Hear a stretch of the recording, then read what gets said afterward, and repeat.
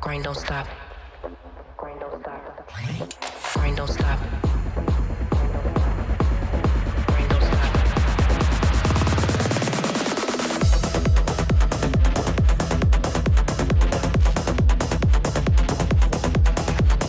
Grind don't stop.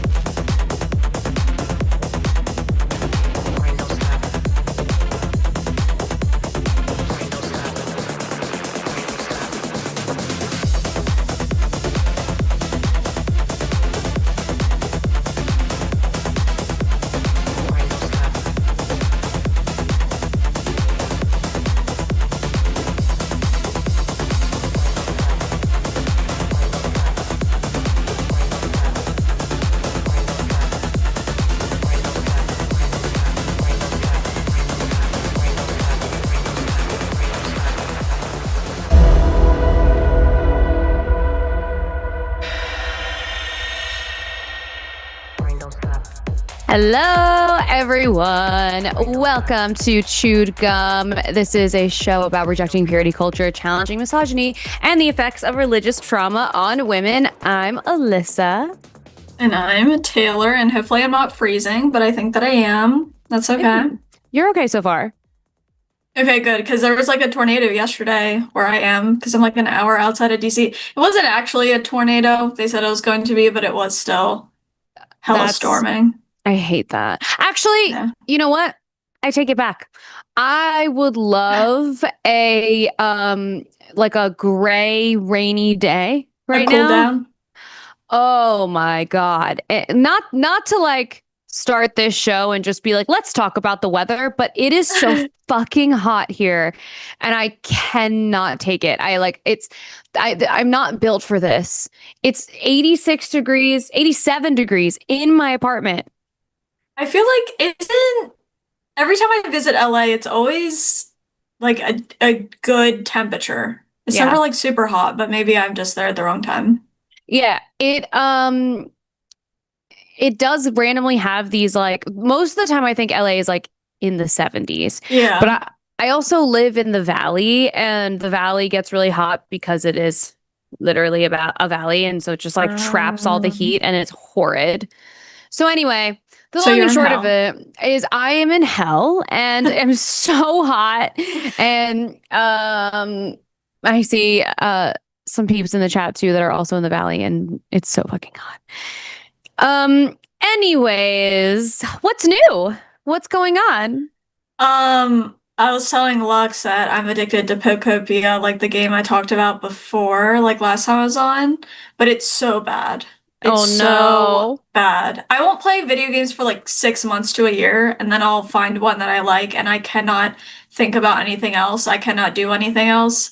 So it's been a struggle to even get anything done. And then also, I'll stay up till like 4 or 5 every night, which is not good. It's terrible. It's awful. And I'm trying to stop, but you know, it'll get better eventually. Is that why you're so tired today? We started the show and we both were like, we're so tired. Yeah, I didn't stay up till 4 last night. I stayed up till 2, but it still felt pretty late. But worth it, honestly. I've never had it's been a while since I've had dopamine hits like this, so that is okay. So funny. I am tired because I went to one of my friends throws parties often, and the party that she threw last night, well, so here's the thing. She started this whole DJ career. Happy for her. She just did a tour. Happy for her.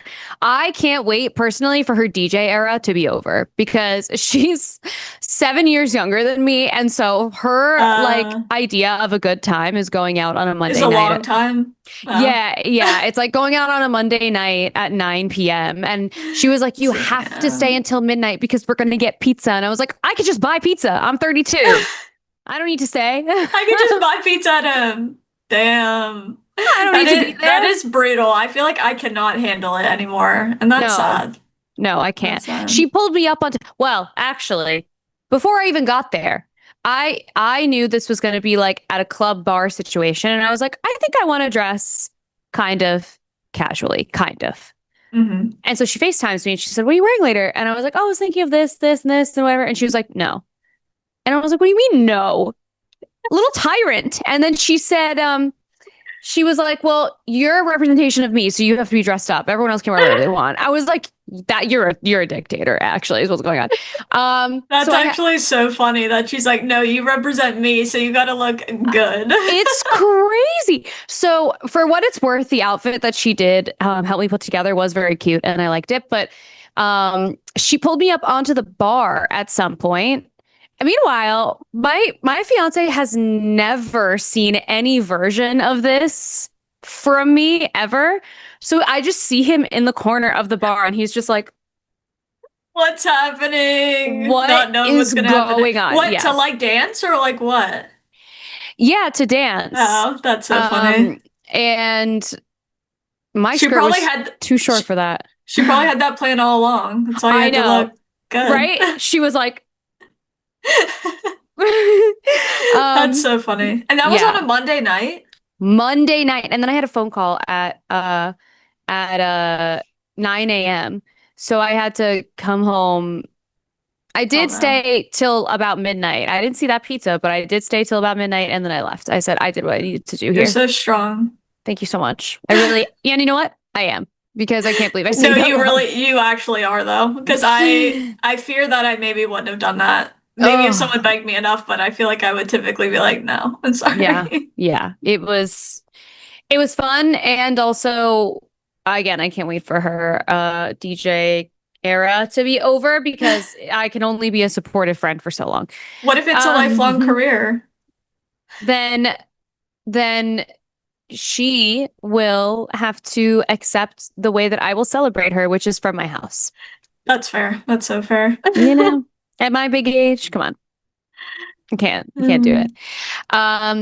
Anyways, we do have some lines that are open. So if you want to call in, you can call the number on the screen. It's 720-619-2288 or use the web link that is in the description. And as a reminder, super chats of $5 or more will be read at the end of the show. So make sure that you get those super chats in early. And what else? What are some like conversations you've had like on your TikTok? What are some crazy things you've seen? You've seen crazy shit recently. And oh my God, I almost sent you a voice note about this. And then I was like, I'm going to talk to her like literally in a day. I almost sent you a voice note about how it's like a blessing and a curse that all of these fundamentalist people are finding your TikToks. And now they're responding to you and then you respond to them. Yes. And I'm sure it's frustrating on your end to be like, fuck, I'm tagged in another thing. But every time I see you come up and you're responding to something, I'm like, finish them. It's so satisfying. I know. And then I gotta pick like, is it like productive to respond or not? Because sometimes people are so mad that it's like, okay, I shouldn't interact with this person because they literally want to like cut my head off. But but no, I feel like the most shocking thing recently was something I've been talking about a lot of people like dancing at the thought of end times. And so us bombing Iran is like exciting to them and it's sick. Yeah. It's sick and twisted. And they act like it's no big deal that they're dancing around being like, I don't care because Jesus is coming back. And I'm like 170 kids were killed and you're acting like this is something to celebrate. It's super disturbing. But I also feel like because of how a lot of us have never had to be in any kind of war zone, it's so easy for us to be like, oh, whatever. Who cares? And that's like the attitude they have. And I'm like, somebody said they weren't worried about it because they're a Christian. I'm like, no, you're not worried about it because you're not in a war zone. Like, because it's not directly impacting you in that kind of way. So you don't care. Yeah. Yeah, it's freaking highly disturbing. Yeah. But normally when I try to talk to those people, they don't respond. So. Of course they don't, because they have nothing to say. They have nothing to say. They know that. I feel like you probably know of the one girl I respond to pretty frequently, that Brittany Dawn person. Boy, do I. Boy, do I. I don't know if we've talked about her before, but she's crazy. She's so crazy. She's great. Do you know that she was sued? There was like a class action lawsuit Yeah, she's a grifter. I do know that about her. Like how she said she was going to give everybody personalized like workout plans Yes, and then she yes, didn't. yes, yes. It was supposed to be like a Yeah. personal trainer type thing, and yeah, she was supposed to give people plans, and then she didn't, and then it was supposed to be like more one-on-one than what like I think she was giving Yeah. everyone the same thing, but was marketing it as a one-on-one thing. So charging a premium, like you're getting people's attention, undivided attention, and Right. yeah. Brittany Yeah. Dawn sucks. And I saw she did that video of like the end of days is coming. So Yeah, dancing exciting. around. I just feel like like being like a Christian online, especially like a Christian nationalist, is just like her new Yeah. grift. Yeah. It's cringe. Yeah, it is. It's really cringe. I also saw someone talking about how crazy it is to twist the narrative of going to war with Iran to protect the American people and spending billions of dollars to do that Yeah. and risking the lives of the young people who have to physically go there and fight the actual fight when you could just use that fucking money and give us universal health care. And maybe we Yeah. don't go over there and fight a war that we made up. Yeah, That, and that like paying taxes is painful, period. But I yeah. feel like paying taxes this past year Oh my is God. more painful than it's ever been because I'm like, what What are we are funding? what are we, especially with all the dismantling of like so many of our programs that help the general public? I'm like, where's my money going? Because like if anything, I wanted to feed people, I wanted to help people or myself, and it's Hmm. not doing literally any of that. Instead, it's funding a war that we don't have to fucking be doing. And Right. so, yeah.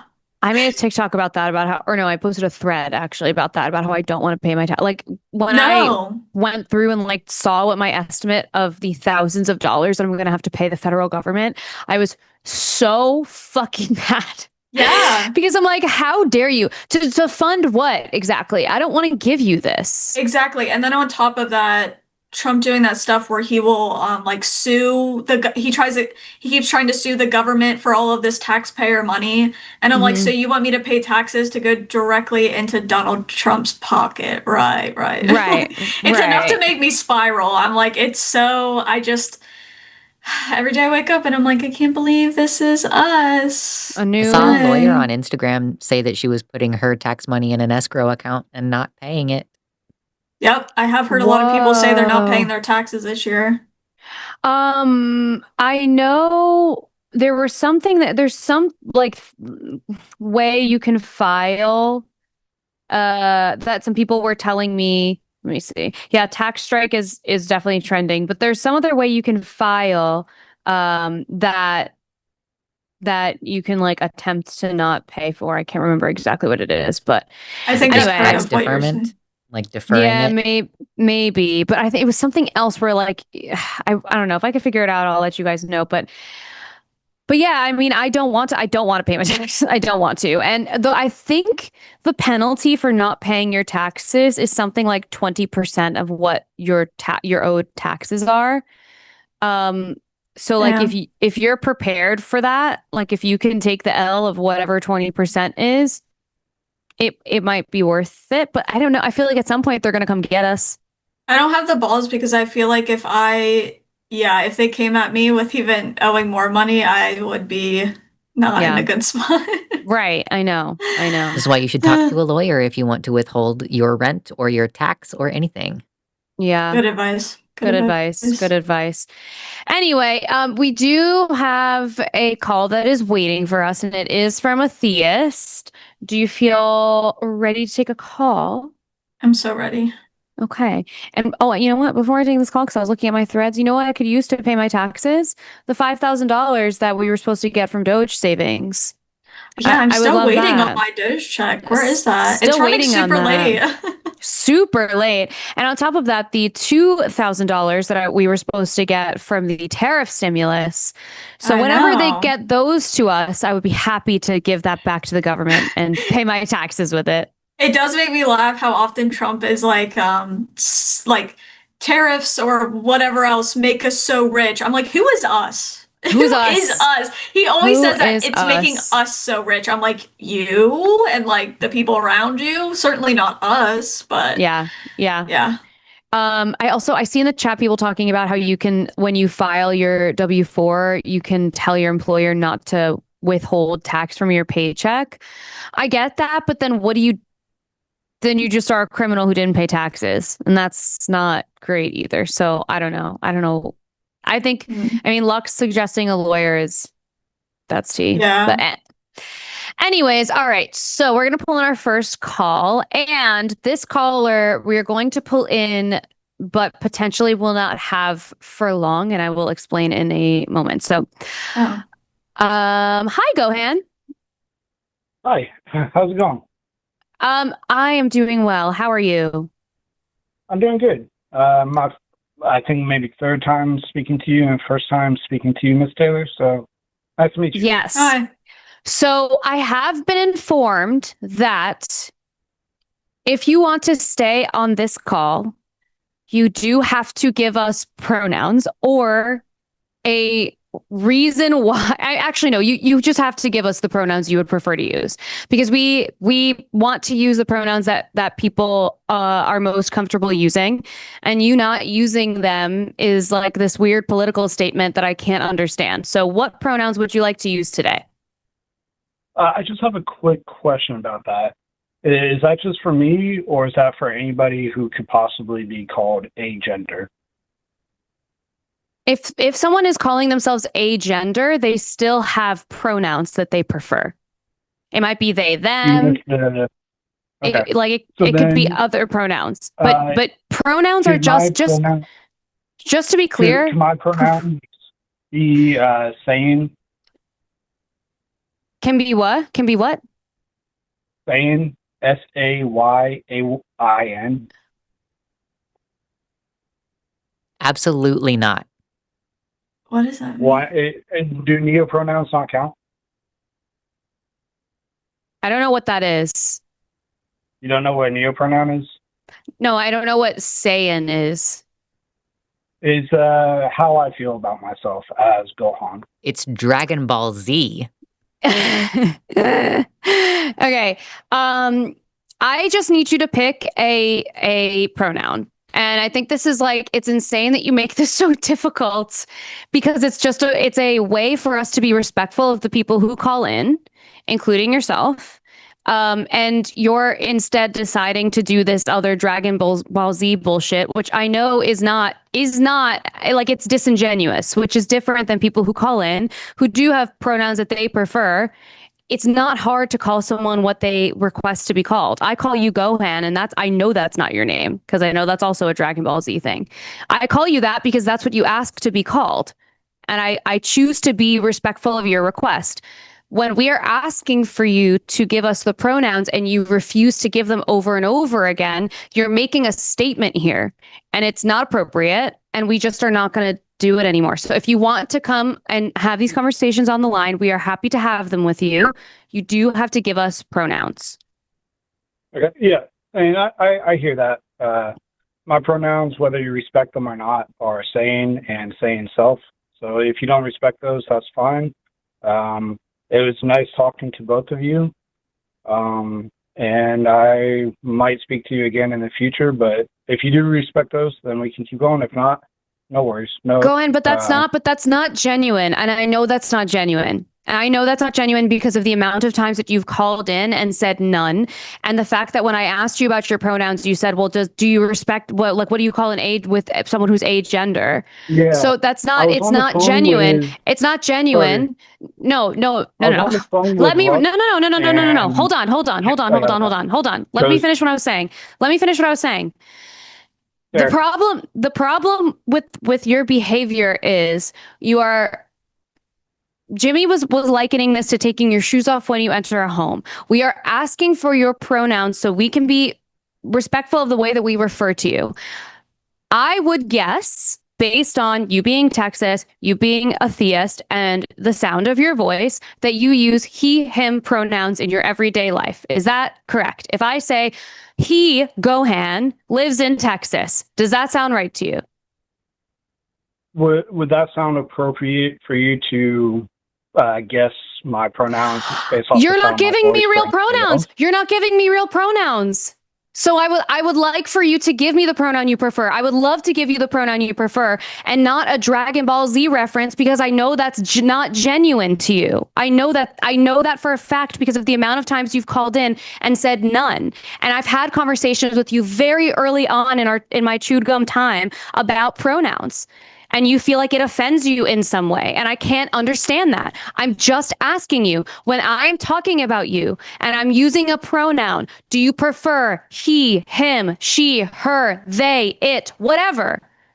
Just give me I don't know why this is so hard for you. This is a very simple question.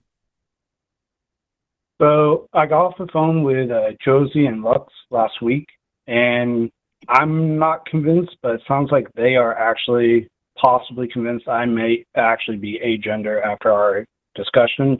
I really do not have a strong attachment to any pronoun, other than, for the sake of argument, saying, if I need to pick a pronoun, that's the one I will pick. But otherwise, I understand the rule. I understand. I don't want to get you guys in trouble or make you break any rules, so whatever happens, happens. Okay, here's the thing.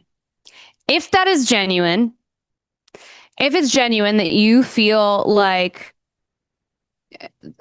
that these are... I'm sorry, I probably do have to get going right now. I plan to maybe call back in the future, but thank you both for your time. You need to go. You called me. If I call back, if I get through, thank you very much. If I don't, thank you anyway. It's always been a pleasure talking to you guys. Bye. What the fuck was that? But you called me, maybe. What the fuck was that? And you know what? I really don't appreciate that he then is trying to make it sound like I don't respect his now agender identity. Are you fucking kidding me? Early into Chewed Gum, I had a conversation with him where we said, what pronouns do you prefer? I see you did no pronouns. He's like, that is disrespectful to my masculinity, blah, blah, blah, whatever. So it's not genuine. So why wouldn't he want to go by he, him? I don't understand, because I feel like typically if it's so important, I don't know. I don't understand. I'm gonna have to tell Josie that her trying to get cis people to admit that their agender thing is backfiring.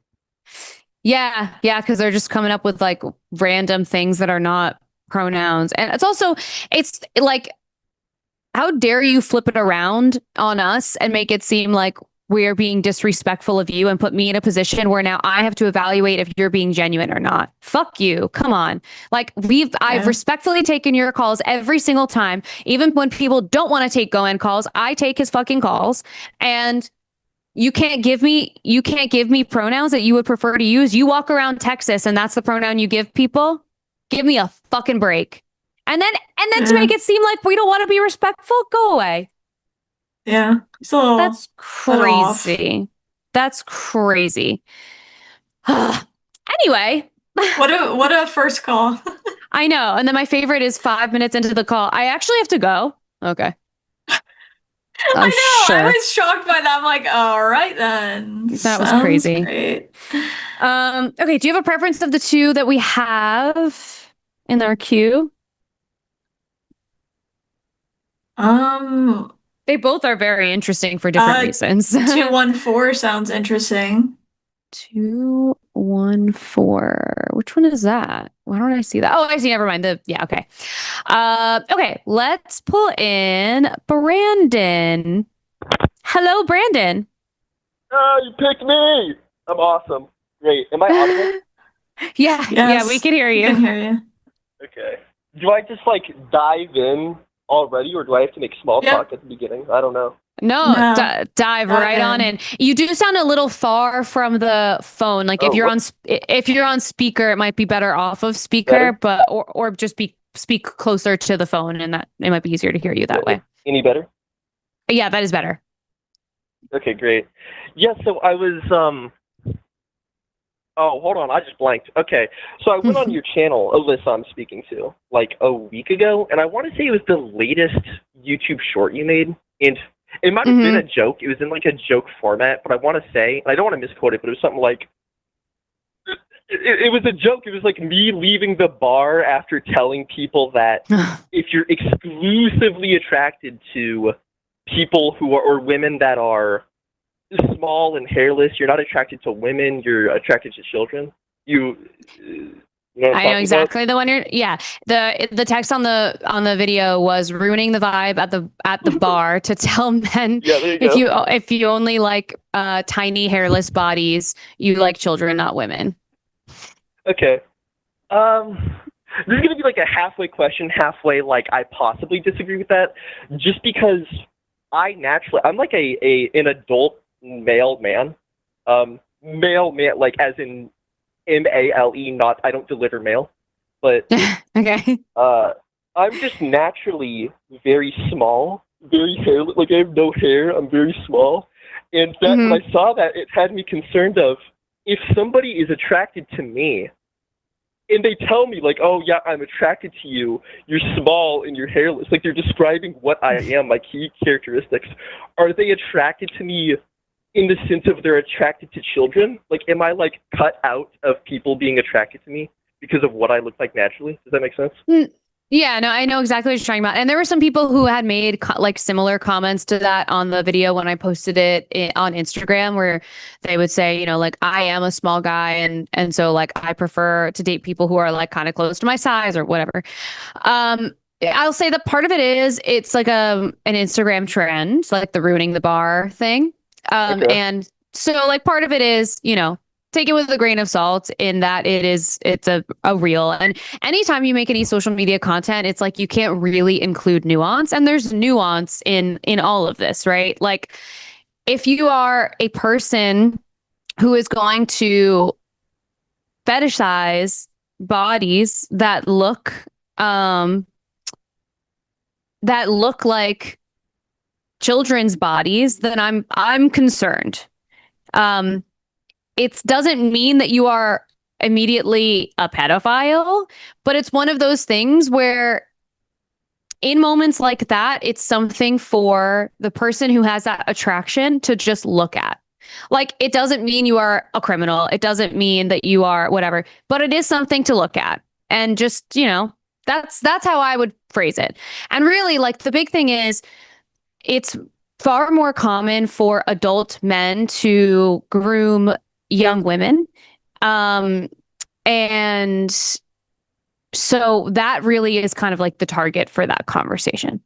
It's like these very old men, not very old, these men who are much older than the very young girls that they are trying to date or sleep with or whatever.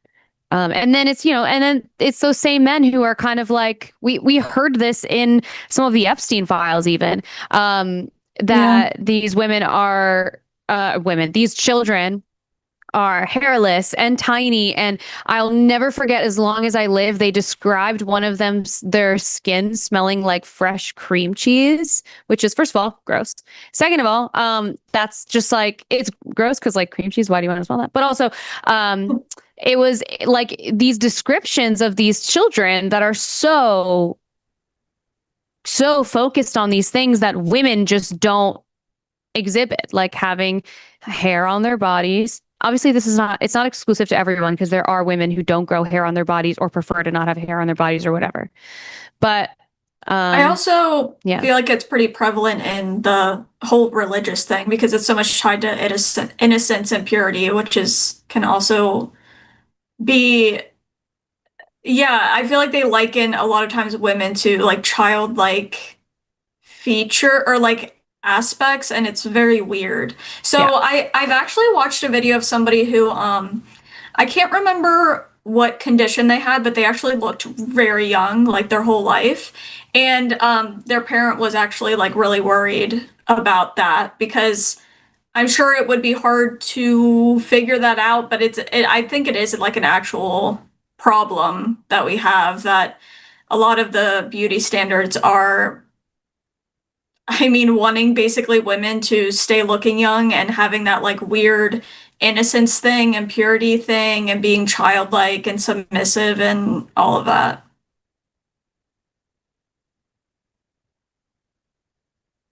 Brandon, what do you think? Okay.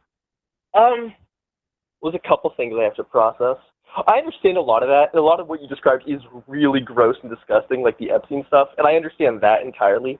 It's just specifically, hold on, what else did you say? You said, like, if I got this right, that when people, specifically like older men, you could say, they always want to nab onto those details of, oh, they have to be hairless and they have to be small. You say that's very, you didn't use this term, but I'd say like predatory, I guess, because they're really focusing on those features specifically.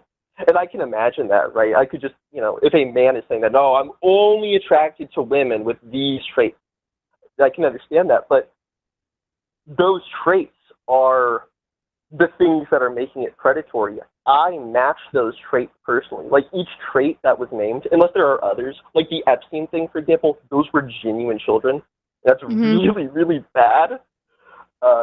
If somebody was describing, and I would think most people when they say sentences like, oh yeah, I want my girl to be hairless and small, they're not referring to literal children, they're referring to adult women who they want to look that way.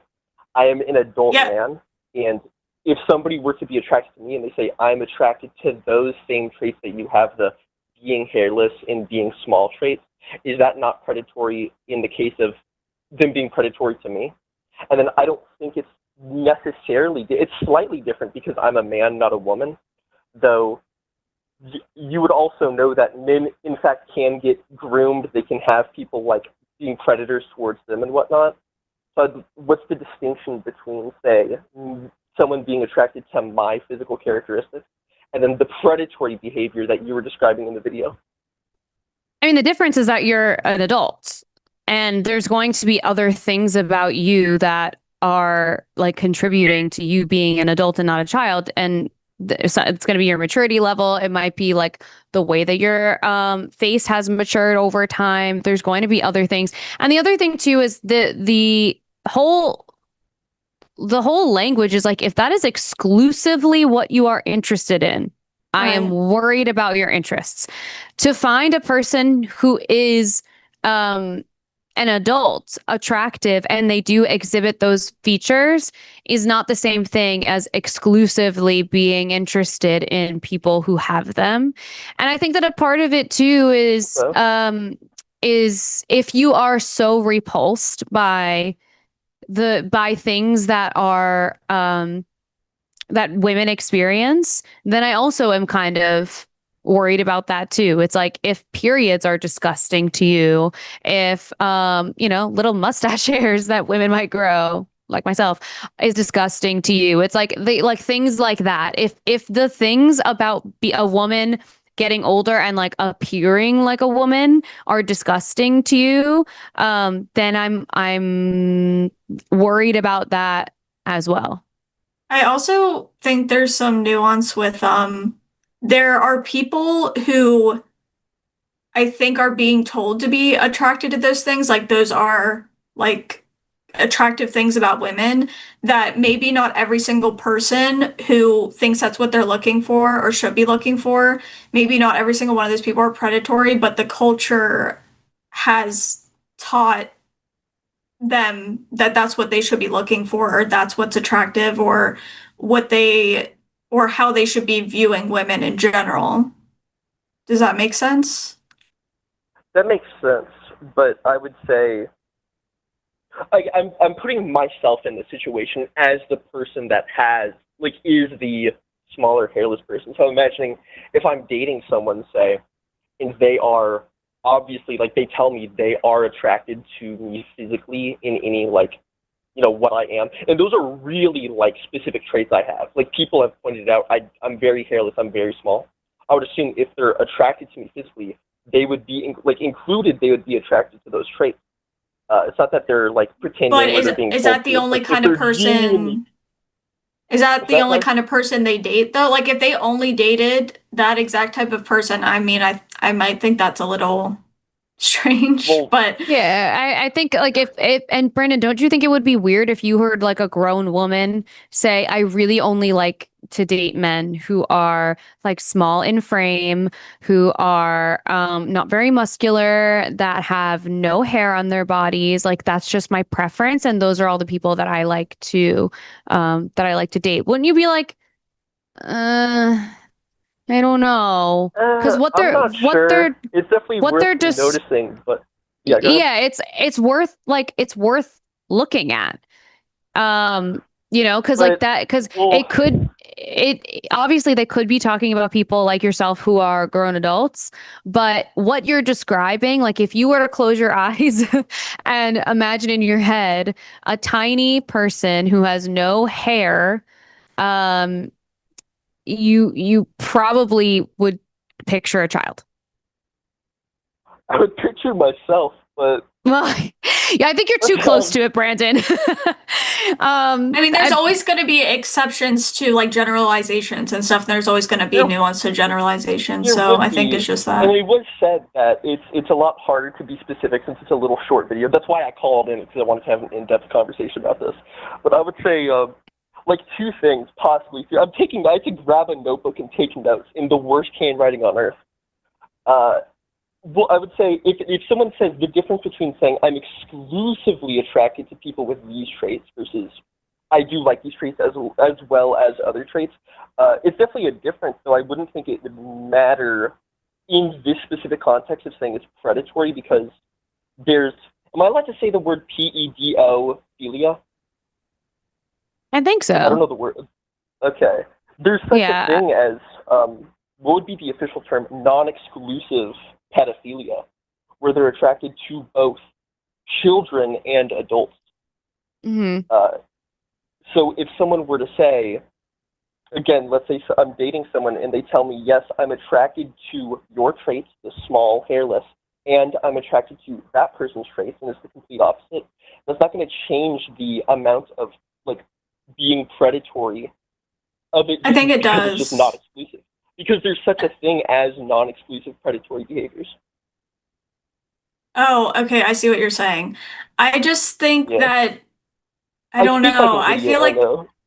no. But there was someone in the chat who said that they are in gay relationships and they recognize that there are like creepy predatory old men who, would go after them for kind of like the reason you're describing, I think is what they're describing as well. But I think in those situations you would kind of figure out who is like going after you for those reasons versus someone who just literally likes you. I think there's just always gonna be Yeah. that. I also, our producer, Luxander, just also messaged me, and this is a really great point, that the problem isn't the individual preferences, it's that the beauty standard that is supported by like multi-billion-dollar industries upholds that standard for women. So the way that we're seeing women taking things like Ozempic and being skinny, and the like a million ways that you can wax and laser and pluck all of your hairs because that's the requirement too. It is kind of it feels gross. It's like what is so wrong about a woman having body hair? Like it doesn't make any difference, but we've become so accustomed to it, and so now it's become people's preference. But this industry was literally built by men who seem to be attracted to frail, very young, if not children. Okay. Well, Like I even would agree that that's a bad standard because it's unrealistic. It's unnatural. It's very like I do understand that it's harmful to have that standard, but yeah. would you say that standard is? You said children. Would that like how would I phrase like? Are those traits you attach those traits, i.e., you have to be hairless, you have to be skinny and thin, you have to be on Ozempic, you attach that to being like, oh, these people are attracted to childlike physical traits. Bodies.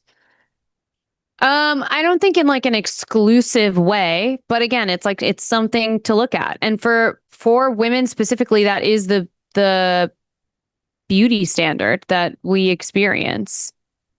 I understand, but it being a standard wouldn't, in my mind at the very least, change if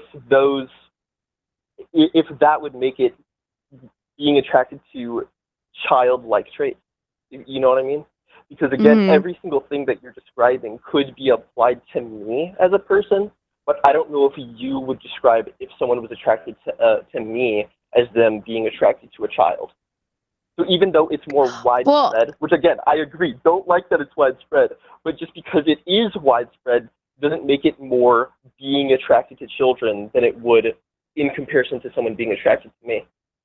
I mean, the big thing is you are not a child, you're an adult. And so if someone is attracted to you, they are attracted to an adult. And there's other things about you that contribute to you being an adult that have nothing to do with your physical shape. So like it could be that you hold a job, that you are like intellectually at the level of an adult. It could be the way that your face looks. Maybe you have a line on your forehead. Like it could be any number of things. And really the way that I wanted people to feel when they see that video is more so to have the majority of my audience is women.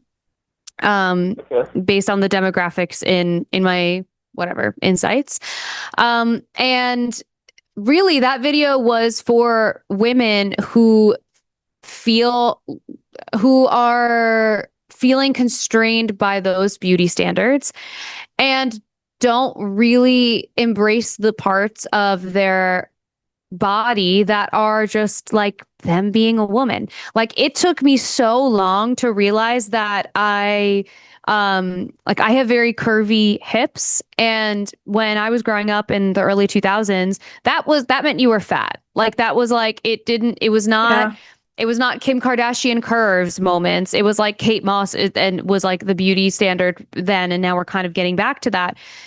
And in reality, like the body that I was living in was just one that looked more like a woman's body. But I felt, I didn't feel attractive because that's not the standard that's at play there. And really that's what I wanted people to feel, was a woman watching that video, being able to feel the parts of them that are, adult, and know that if a person were to only be attracted to teeny tiny people, then it's suspicious and it's a little weird to only be attracted to that group of people. And Brandon, I'll also tell you, my fiance in this very moment is a very skinny man, and he's not particularly hairy, but he is an adult, and I know that, and I can see that in many other ways. He has lines on his forehead and, like all the other things. Like I would never be attracted to.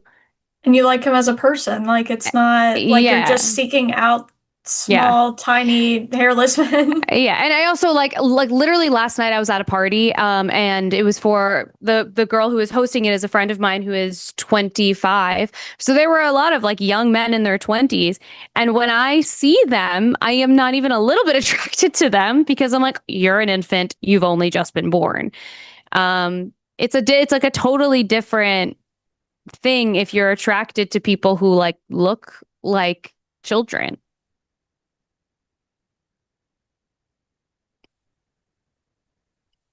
Well, I had to circle like three different things to say, because I had three different things I disagreed with. So I don't know if I should just go through all three of them, but a lot of that was just, it's a very harmful societal standard that they set, where it makes people like second guess how they look and whatnot. I would agree. I do accept, like, that's a pretty bad standard to have. I don't enjoy this whole thing where they have to say you need to be hairless. I think that's unrealistic and bad. I'm specifically talking about and questioning the terminology that you use in the video and in this conversation, where you say, oh, if you're exclusively attracted to those traits, you're looking for a child, not an actual adult. Or it's very predatory to think that. And it being exclusive, again, I don't think is going to change its predatory status, because you can be a non-exclusive predator. It's very, like, it's a thing people can be, right? So I don't think that would change it being predatory. I am an adult, but in this scenario, I'm gonna this is how I envisioned it. If you hear a man saying, "Oh yeah, I'm only attracted to," it doesn't even have to be only, just I am attracted primarily to small, hairless, bodies and whatnot. But then he specifies, no, over 18, adults, right? They have to be adults. But he's really specific about those traits that he said. He really is attracted to those. In the same way you said, like, in the standard for society is they want women to look like that. And you're saying it's very odd. It's very, like, iffy and questionable. That's also fully adult women, but I think you're saying, you can just correct me if I'm wrong, that it's still halfway predatory, and you're being attracted to children, which is what you said in the video of you're not attracted to women if you like those traits, you're attracted to children. It's those specific traits that they're attracted to that makes it weird, not the fact that even if they are fully grown women or men, even if they have those traits and you're attracted to those. I know I'm rambling, I gotta figure it out in my brain, but me being an adult isn't gonna change it. I think there's exceptions to the rule. You had cited it being predatory. Yeah, I mean, I think there's just exceptions to the rule, honestly. I also think it's like there's a combination of things that make a person look the way that they do. Like, I'm 5 feet tall and I get Botox in my forehead, so my face, my forehead at the very least looks younger than I am. I'm 32 and I'm 5 feet tall. That doesn't mean that people who are attracted to me are pedophiles, and I shave or wax or whatever. That doesn't mean that people who are attracted to me are pedophiles, because even though I exhibit those things, I don't look like a child. And if I ever were to come across someone who approached me and they said, "Ooh, I love that you're so small and hairless," I'd be like, "You're a freak. Go, I'm scared." If those were the things, if someone was attracted to you for those reasons, that's very different than being attracted to you as a whole and that being a part of who you are. I think that's sort of like the thing. If that's they feel very different to me. I'm sorry if I interrupted you. No, go ahead. This is going to be like a really, really fucked up example, but it's the first thing that came up in my mind of you could genuinely think of, and I'm pretty sure there are genuine cases where genuine pedophiles in history have said they genuinely liked the person. They were attracted to them for a number of reasons, and they were just coincidentally a child, and they just so happened to be attracted to those characteristics. Now that's disgusting, right? You would agree. So, but I just don't think that saying, "Oh, well, that's not the only reason you're attracted to them," you can't really cite that to me as a reason of why. But Brandon, if someone is a grown man, like, when was the last time you spoke to a 13-year-old? Like, what could you possibly, as a grown, as an adult, speaking to children? But also as an adult, what could you possibly, if you think you have something in common with someone who is a teenager and you are a full-grown adult, that's also weird. Like, if you think that you have enough in common that you can have like a relationship with them, I'm also concerned, because when I speak to someone who is even 21, who is a legal adult, I'm like, this is brain rot. We have nothing to talk about. We have nothing to talk about. So that even alone is like my brain. I'll tell you why. It's because my brain's getting stuck on the only 2 details that were listed in the video. Again, it was just a short video. It was the small and hairless. So in my head, I've been attaching those as like the necessary characteristics. There are other I can't say words, characteristics. So I'm sorry if I was misunderstanding that. No, I understand that point. I'm very different than a child. That's my point, is what I'm saying. I'm saying I'm not a child. Anyone can look at me and say I'm not a child. There are other characteristics, yeah. But if they were only attracted to you because you are small and hairless, for those reasons, like, you wouldn't think that's strange that the reason they are attracted to you is because you are small and hairless? I would think it's different. I've never been put in this scenario, and I'm bad with hypotheticals, but I could imagine I may or may not be. I don't. But as I said, let me think of an example. I feel like maybe you wouldn't be worried about it, but most women definitely would be because of the whole point of Alyssa's video. Do you know what, like, I think I do understand the point of the video is that, you know, people have really harmful standards, which I agree with. Yeah, I think I'm genuinely, I'm getting argumentative. I don't mean to be. I'm like concerned in my own brain because I'm not in a relationship right now. I really never have been. I'm worried that, like, if someone tells me in a relationship that they're physically attracted to me, do I have to think, like, wait a minute, what part of me are they attracted to? Are they attracted to the bad ones that make them? No, because you're an adult. Because you're an adult, no. Because you are a grown adult, so that's different. How old are you now, if you don't mind me asking? I'm 18. So like on the bridge. Okay. So you're still going to, like, you and your body are going to change continuously for at least the next, like, 5 years. You're going to see a big difference.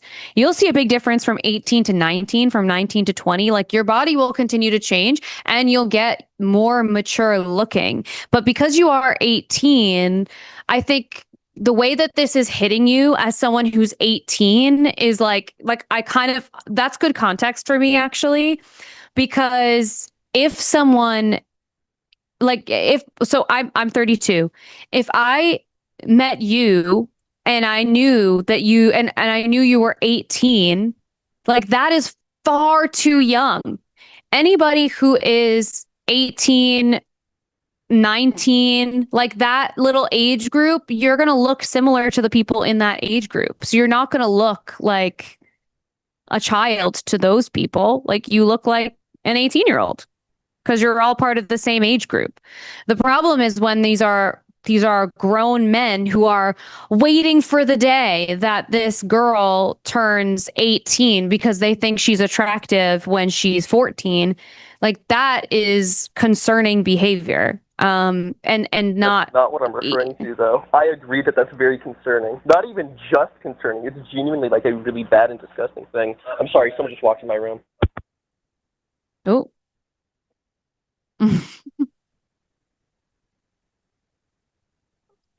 What just happened? I think I might have to go, which has me very upset because I was really getting into this. I might call him later. Okay. Well, thank you for calling. I appreciate the conversation. Okay, that's going to be great. Okay, bye. Thank you so much. Bye. Bye. That, I wish I knew from the beginning that he was 18. And here's the thing, if some older dude, like in their 30s or above, was going after him, yeah, I would assume they're weird. Like, I would assume that they're predatory. I don't know. Like, that's so, I don't know. It still kind of stands. It's also frustrating that he was like, that's not what I'm talking about, to the example that Alyssa just gave. And it's like, but that's what you're talking about. Yeah, exactly. Like that. I just don't think, I think it's hard for some people to be like, there's exceptions to the rule, especially if it's like someone his age.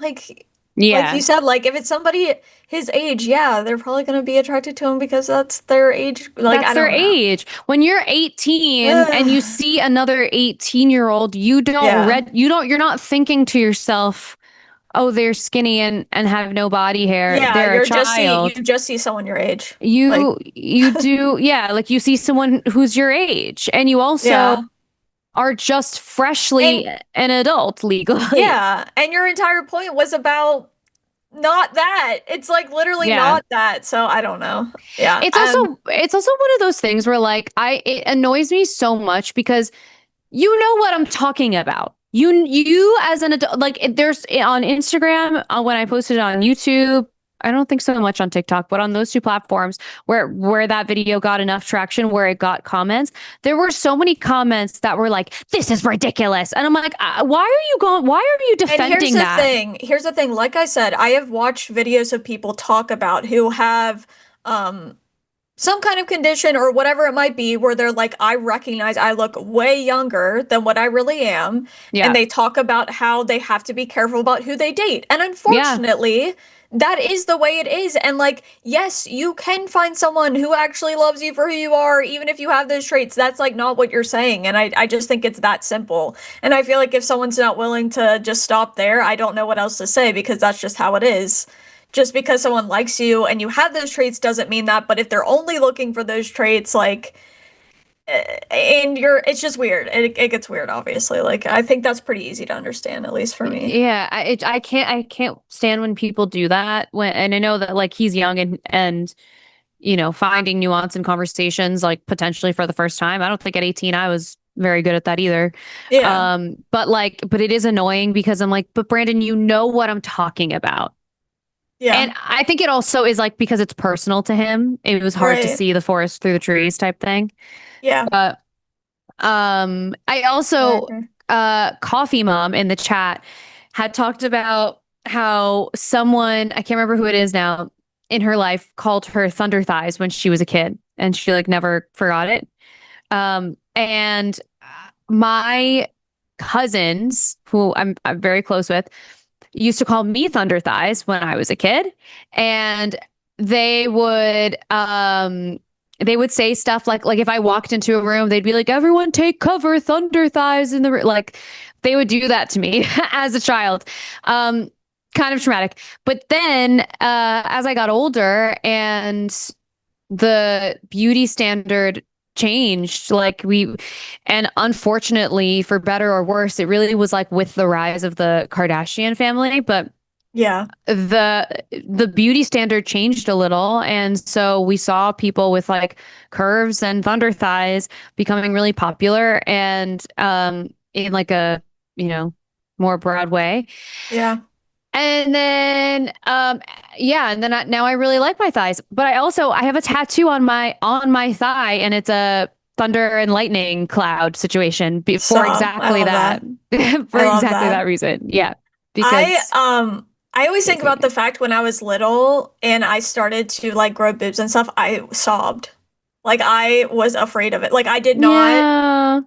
I don't know. It was very strange. But I feel like a lot of it has to do with like the purity culture stuff and the weird thing of like being ashamed of even having parts to begin with. It's weird. Yeah. It's weird as hell. Yeah.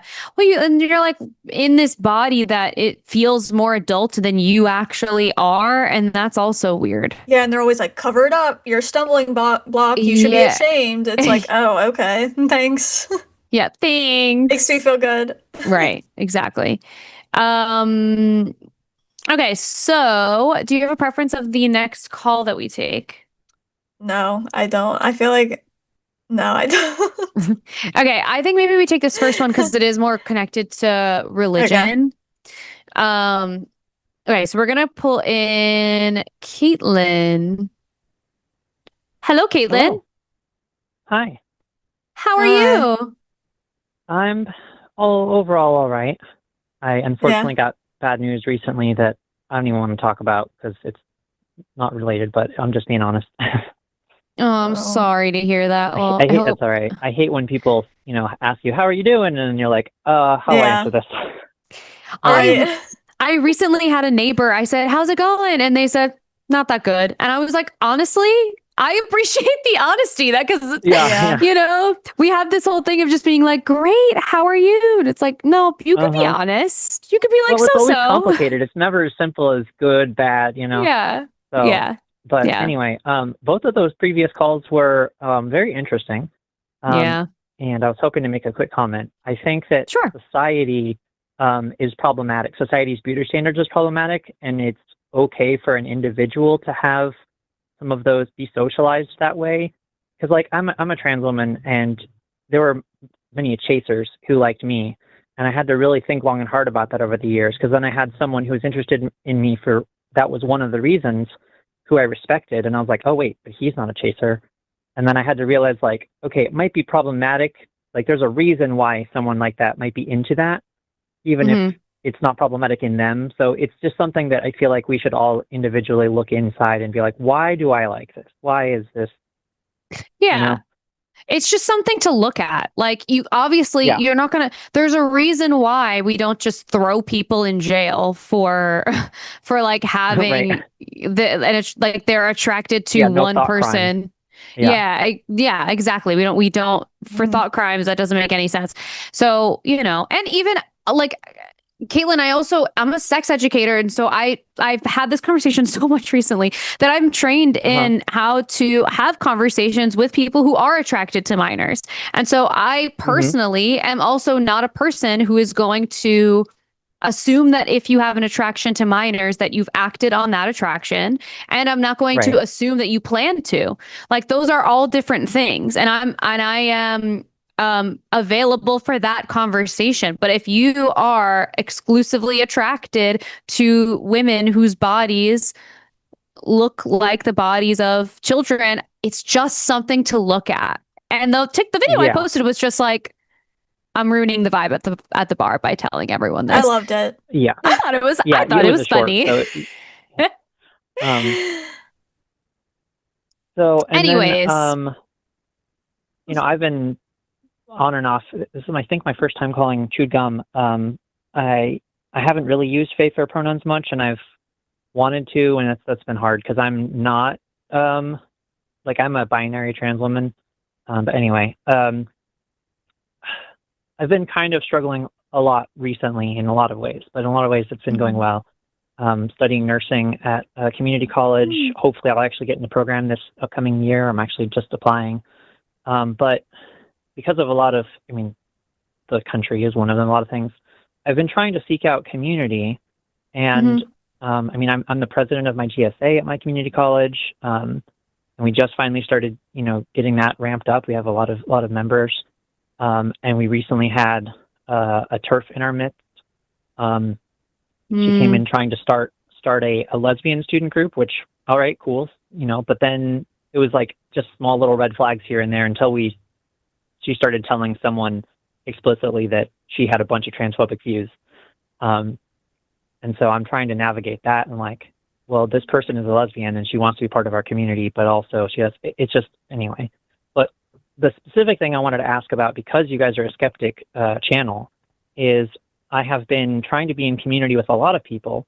And one of them that I recently started being in community with is the LDS Church, because my partner grew up as a Mormon. And so I've had some interactions with them that weren't just, like the South Park episode or whatever. Like I had personal experiences with people, and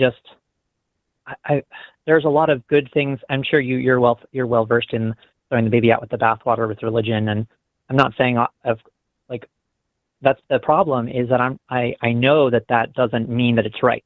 Like, I'm going in as an atheist, as an agnostic, but I'm almost like reconstructing instead of deconstructing, because I've already done the deconstructing. I grew up Christian and stopped believing at 17, 18, whatever.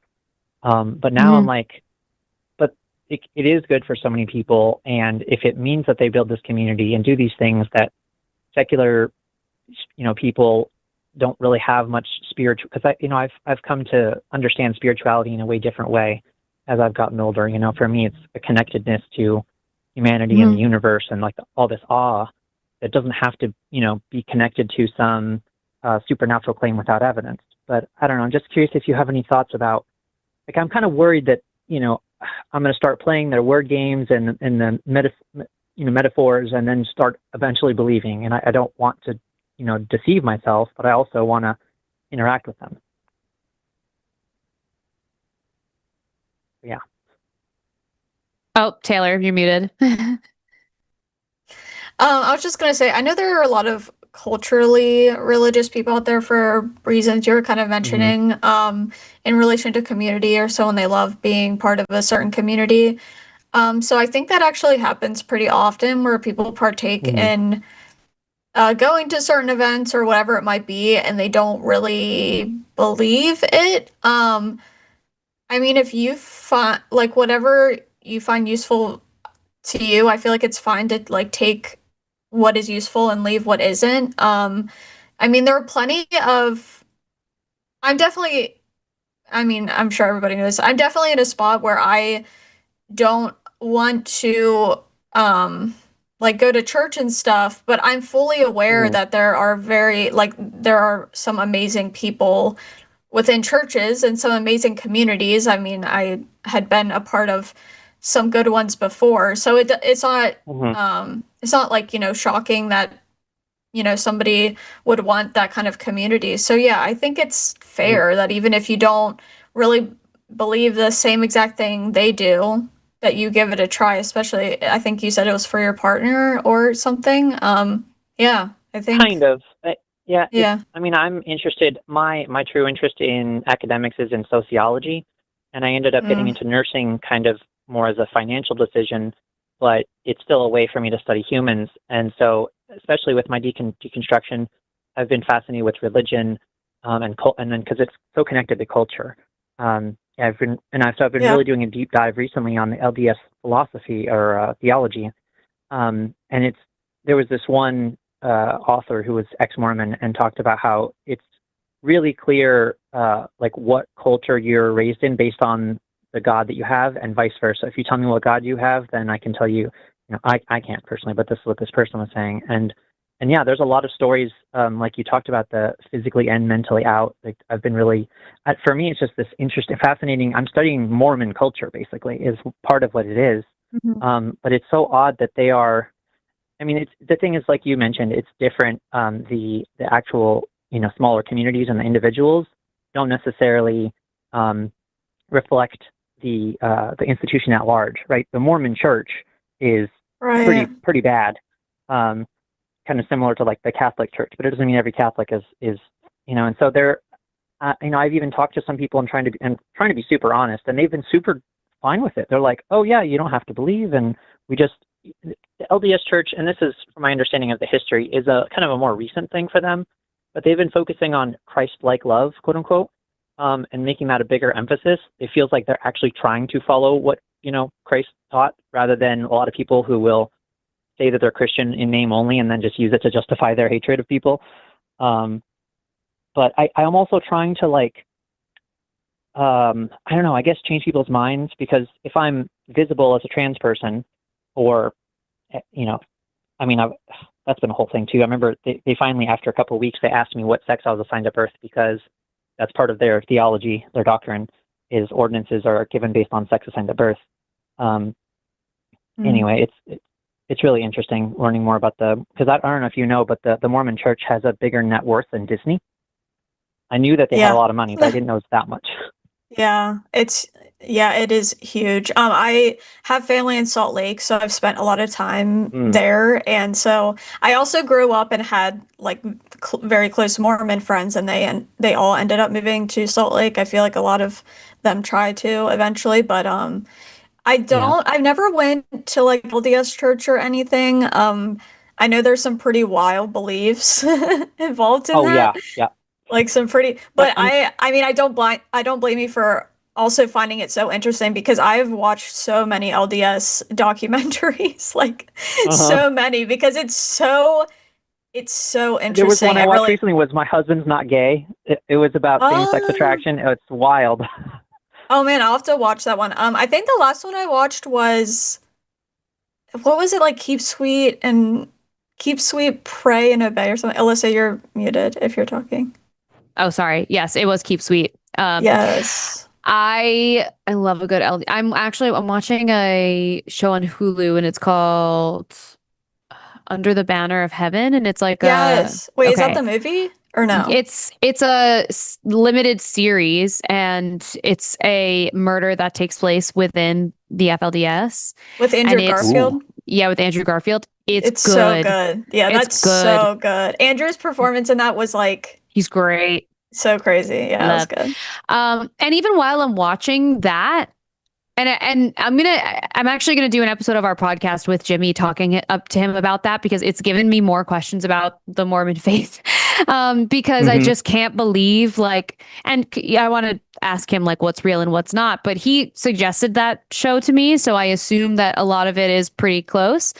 But I think, like Taylor said, things in life, you can take what you would like to and leave what you don't want to. And I think any way that you can make sure that you are like grounded in who you are and what the values that are important to you is really important. And sometimes it takes just like one friend who is maybe they are part of the LGBTQ community, or maybe they're just like part of a community that's outside of the church. Sometimes it's like that little cleanser friend to like reset your brain and make sure that you are still connected to the person that you want to be, and you're not getting too wrapped up in the community aspects of this religion. Because like the community aspects, especially when they're doing things like, we want to be more Christ-like, and it seems like that really is kind of what they're trying to do. It's like, wow, well, this looks harmless, but it ends up being sort of like, if you're not on guard all the time, like who you just don't really know. And I think having just one friend that like is outside of that community that you can see or talk to regularly will help a lot. Okay. Taylor, do you have anything else you'd like to add? First of all, does my mic still sound bad? I've tried unplugging it and like everything, and it sounded a little weird. It sounded a little weird for a second, but it seems like it's better. Okay. What does it sound like if I press this? I don't know what I'm pressing, but does it sound any different? Say something. I'm not. Hello? Noticing. Can you hear me? I think does it sound the same? I don't know what I'm pressing. I don't know. Hopefully it just gets better. I don't know what's up because I'm using literally the same thing I always use, so I don't know what the fuck's going on. But yeah, I kind of have the same opinion that I would have my guard up probably at all times, because obviously there's a lot of really awful belief systems typically within, most religions in the United States. But yeah, I don't know. But it's not always black and white. So yeah. Yeah, it's hard. It's frustrating because on the one hand, I feel like the reason why people are all brought together is because of this, whether everyone believes exactly the same thing or not, like this religious belief that ties everyone together. If you're in a group of people that are just playing D&D or whatever, the reason that you're all together is, if that's not there, then, you kind of sometimes have no reason to hang out anymore. But because there's this larger, power thing that brings everyone else together, then it becomes this common cause. Everyone's there every Sunday. But then unfortunately, the only way to have that is if you have at least some of these people believe in some crazy shit without any evidence. And so like, even some of the people that don't believe all of that, I can only imagine how they're dealing with it, because like one person, missionaries are also a really interesting thing, but I talked to someone who I had met at church once already, but we actually went out, and she said that she struggles with a lot of the same issues that I do with the church's stance on LGBT people and women and such. She was telling me she had her kid is dating a trans woman, and was super straight up with me and like, yeah, there's nothing wrong with that. This is an amazing person. And even if gender is eternal, then God doesn't make mistakes, and, such and such. But yet she still goes. And it's just frustrating how there's all these, thought defeating cliches that people will say, like, oh, well, no one can ever understand God. But then why are we studying it if we can't understand it? And right. Yeah, it's really been really hard. Because I kind of didn't grow up. I grew up religious because this country's Christian, but my parents didn't force me. They wanted me to think for myself, and so I just went to church, every so often with friends or people I knew because I'm like, oh, whatever, and I believed, and then I gave it up really easily because I wasn't super attached to it. It's so complicated. I should talk to my therapist about this because like my new VP in the GSA was trying to usurp me, and I'm like, what the hell? We're trying to make a community here. I just got you signed on. Yeah. My biggest fear is that you're going to find community with this group and then end up being like, this is like worst case scenario in my head. Yeah. Which is maybe helpful, maybe not. And also I completely agree. Share with your therapist so that they can also like be sort of checking in with you and have some level of like accountability in where you're at in this whole journey. And keep just like, and hold the mirror for you, which is really what their function is a lot of time. Just holding the mirror all the time to make sure that what you're doing is authentic to you. My biggest fear would be that you join this community and then end up joining the church. And then at some point they, brainwash you into detransitioning or, That's believing what I'm worried that. About. Yeah. I feel like it's not possible knowing who I am, but I also, love studying humans, and I realize, well, that's why a lot of people believe in the first place. So yeah. Right. Yeah. So I think share with your therapist so that they can check in with you as often as possible. And keep you accountable in some ways. And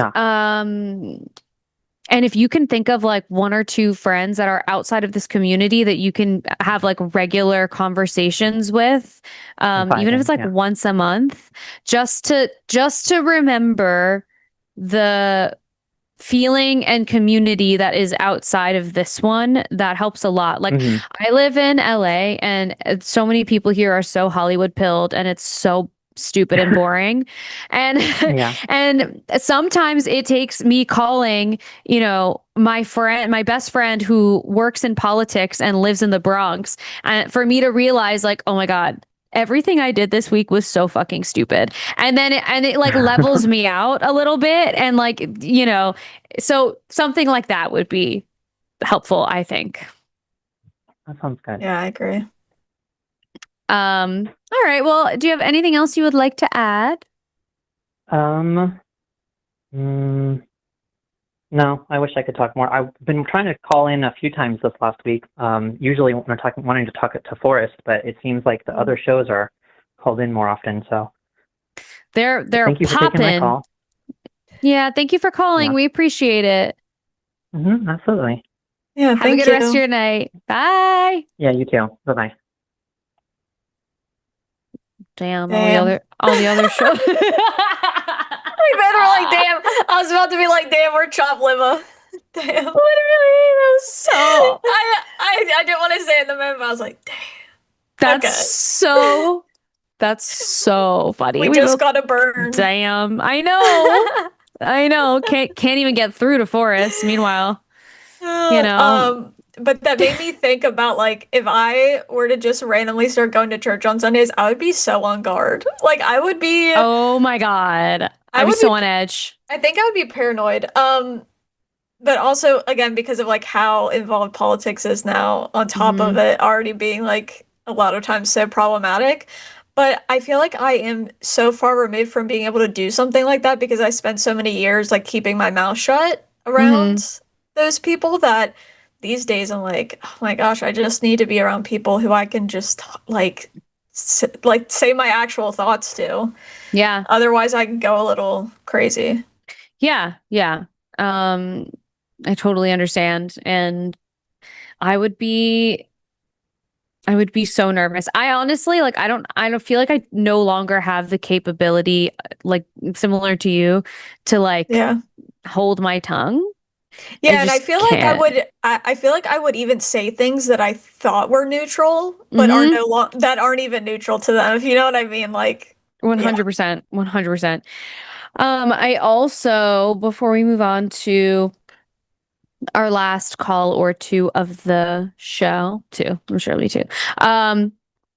we had a comment, someone who's in the chat, who I think I saw said, it. "Oh my god," who said, "Oh, frick, where was Is it? It was it about the like being jealous or something? yeah, it was like, can they just admit that they Or want jealous to, of skinny yeah, women or something. I don't know. I forget what it it's said. can Alyssa and Taylor just admit that they're jealous of younger, thinner women instead of trying to shame normal men? You're a Normal, fucking quote unquote. idiot. You're a fucking idiot. And I asked him to call in Yeah, and why doesn't he call in? because he is an idiot. And you legitimately, there is no amount of money you could pay me to be in my 20s again. Oh, Like, hell no. truly. Like, being in your genuinely 20s sucks. Yeah, genuinely the worst, and I'm not even being hyperbolic, genuinely the worst years of my life were in my early 20s, especially my early 20s. Fuck that. I don't care. Fuck that. I don't care how small or whatever I was. I was also small because I was miserable. I was depressed. Yeah, exactly. So- Right. Small for all the wrong reasons. If I look back at a picture, and this is, nothing wrong with being small. I'm not saying anything's wrong with it. But when I look back at pictures where I'm at my absolute smallest, I know I was at my most depressed. I look at those pictures and I'm like, this girl is not okay. Because that's just how I know my body goes. But not wishing for that. And also, for what it's worth, I don't look that much older than I did when I was in my 20s, and I feel like you have the same thing. Yeah, I look pretty much the same. Yeah. Honestly, I look better now than I did in my 20s. So yeah, I feel like I look better, feel better, and mentally more well. Yeah. So yeah, all the above. When I first read that comment, I thought it was sarcastic for some reason. I wish. I really, really wish. I really wish these people would call in, for real. Oh my God, I know. I'm so annoyed. I would love to have that conversation. But, those people, they never want to call because they are cowards and babies and dum-dums. Anyways, I'm going to read the schedule for the rest of the following week. We have the hang up tomorrow with Matt and another guest who has not been announced yet, so that's exciting. Mystery. TACIS on Thursday with Josie and a Riverboat Jack. Cus I Wanna on Friday at 6 p.m. With Matt and Chris Johnson. And then 21-22. Okay, then the Sunday show daytime is Matt and Seth Andrews. Wow, Matt is working. Bills are being paid. That is, he's on. Later in the day, there's the second Sunday show with Forrest and Owen. And then Skeptalk on Monday with John Gleason and Justin. I can't remember. Oh, the Deconstruction Zone. Every time I see DZ, I'm like, I know what that is. Anyway, and then we are back next Tuesday with Chewed Gum. Bam. Hey. Great calendar. Great schedule ahead. Anywho, okay, so let me see. I minimized my call. You guys, I'm so sleepy that I honestly think if I blinked for long enough, I would fall asleep. If I did a slow blink, my brain would start to turn off. I would say same, but I know for damn sure I'm staying up tonight, so I can't even complain. Oh my God. All right, so we have 2 calls in here. Do you have preference of which we take first? No, might as well go. I feel like with the person who waited the longest. Okay. And then cool. All right, I'm gonna pull in Chris, who is calling from Poland. Hello, Chris. Hey, Alyssa. Hey, Taylor. How are you guys doing? Hello. We're good. How are you? Good-ish. Again. Yeah. Yeah, it's my week of calling into all the shows. I already called in yesterday in Skeptalk. Love it. Very fun conversation. Yeah, and okay, I'm gonna go right off the bat. And my question, like I stated in the form, is how to reclaim pleasure from sex or from masturbation, because it lost like all flavor. And even when it comes to masturbation, it's like the only thing that it does for me is somehow like a semi-regulation thing, just to get the edge off, but it's not really pleasurable anymore. Mm-hmm. Mm-hmm. And I have no idea what to do with it. I don't know whether to tie it with gender dysphoria.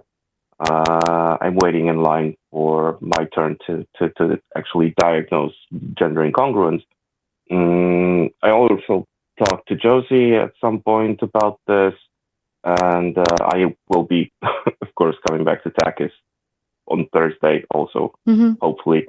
But yeah, so that's one thing. I mean, everything regarding sex kind of lost all pleasure, and even the thought of being intimate with someone, apart from the usual me being afraid of intimacy, of physical intimacy with anyone, I don't know what to do with it, or even if it's something to deal with right now.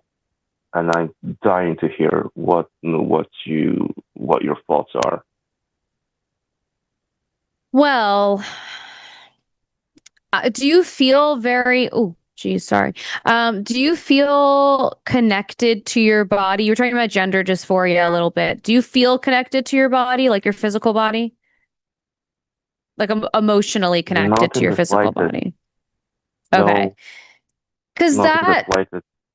that probably has a lot to do with it. Like, if I were to take a client who is like a cisgendered female, or then a lot of the conversation I would have with them is like, let's reconnect with your body and slow down all of the things that you're doing. Make the shift from having there be a goal, which is like orgasm, to having it be kind of exploratory. But I wonder if that is not as satisfying to you because you don't feel so connected to your body. Yeah, most of the time I feel like I'm just hearing a meat robot, and it's like I have to be here. Well, I don't have to. The funny thing about having suicide ideation is I don't have to be here if I really don't want to, which it's kind of a paradox for me, and I really don't wish anyone to go about your day with these kinds of thoughts, self-harm or even like self. Never mind.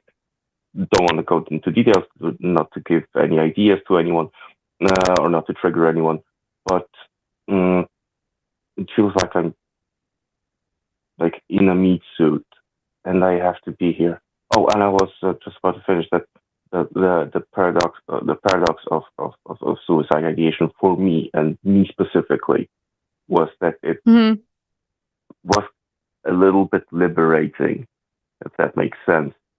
The fact that I already am okay with dying, and I can do it whenever on my own terms, and it is kind of liberating that if I really don't want to be here,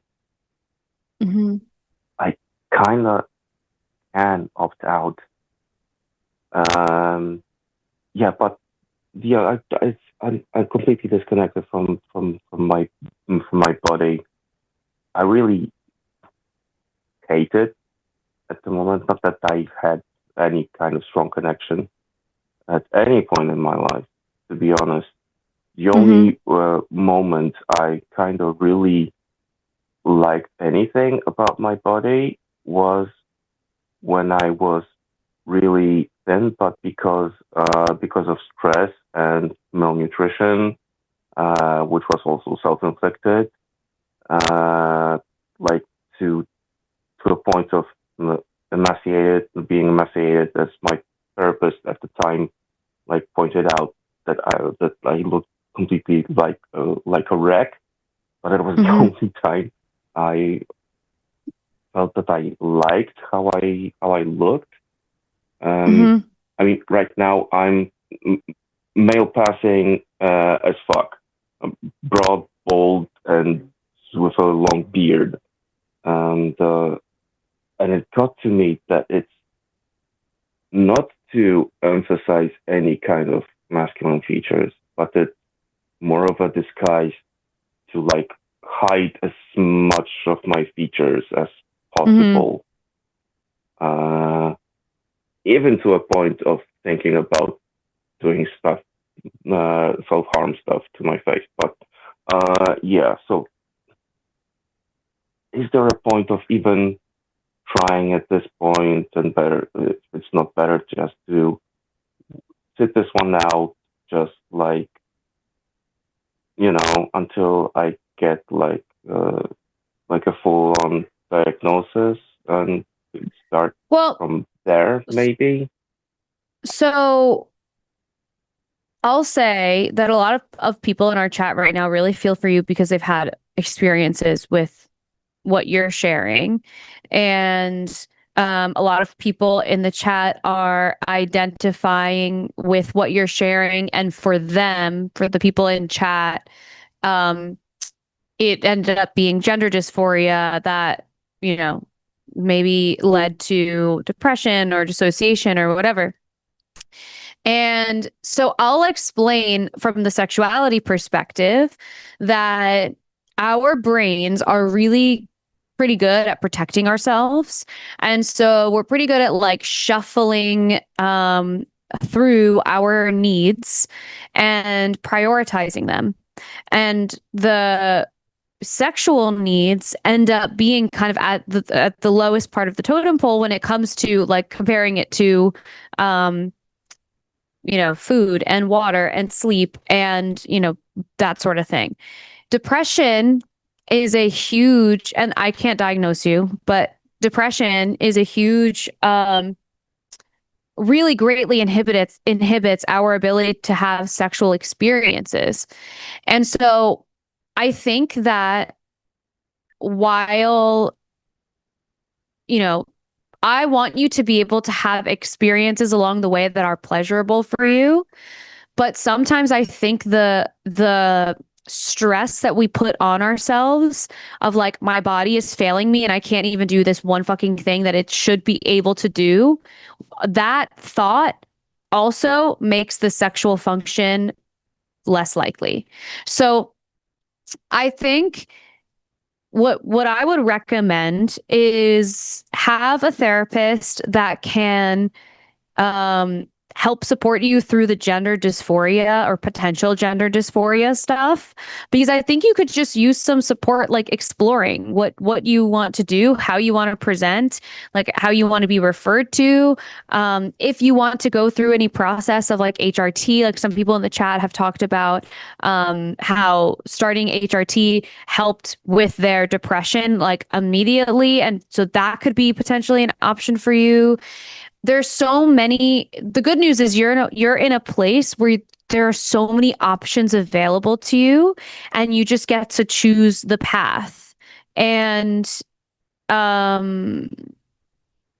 somebody in the chat is telling me that I'm sharing pseudoscience. Terrible take by Alyssa, and even worse advice. I'd like to know what part of that is pseudoscience, but okay.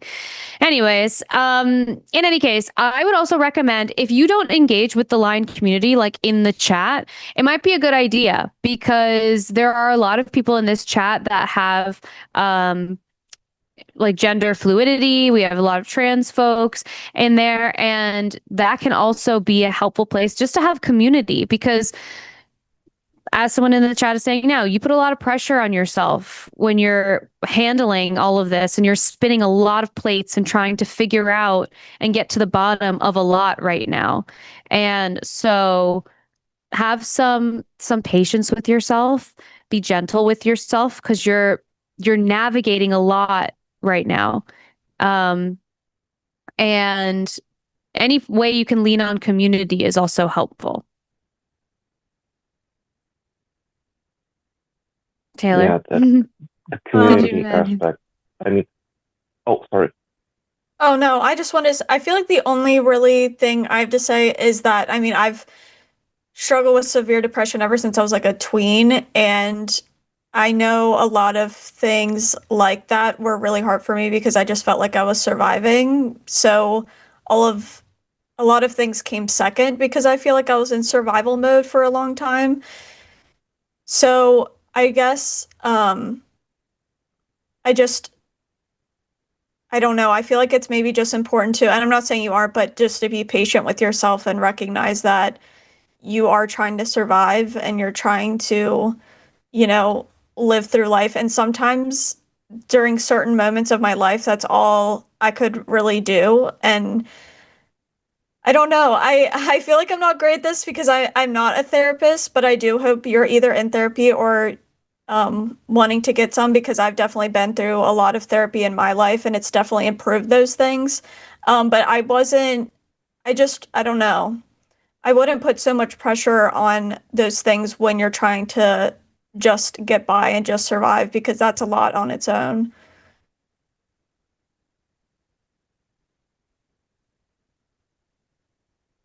But if I don't put pressure on myself, how in the world will I prove to my own self that I am worth anything, Taylor? Well, I think you're already worth something, so. Yeah, of course you are. And you sharing this also, it means a lot to people who've had this experience before. Like there are people who are not as far along as you are in this journey, and there are people who have been here and been where you are, and they're working out or have worked out how they want to, how they want to play the cards, how they want to live. So lean on the community aspect of it, because you're so not alone, especially with the Lion community.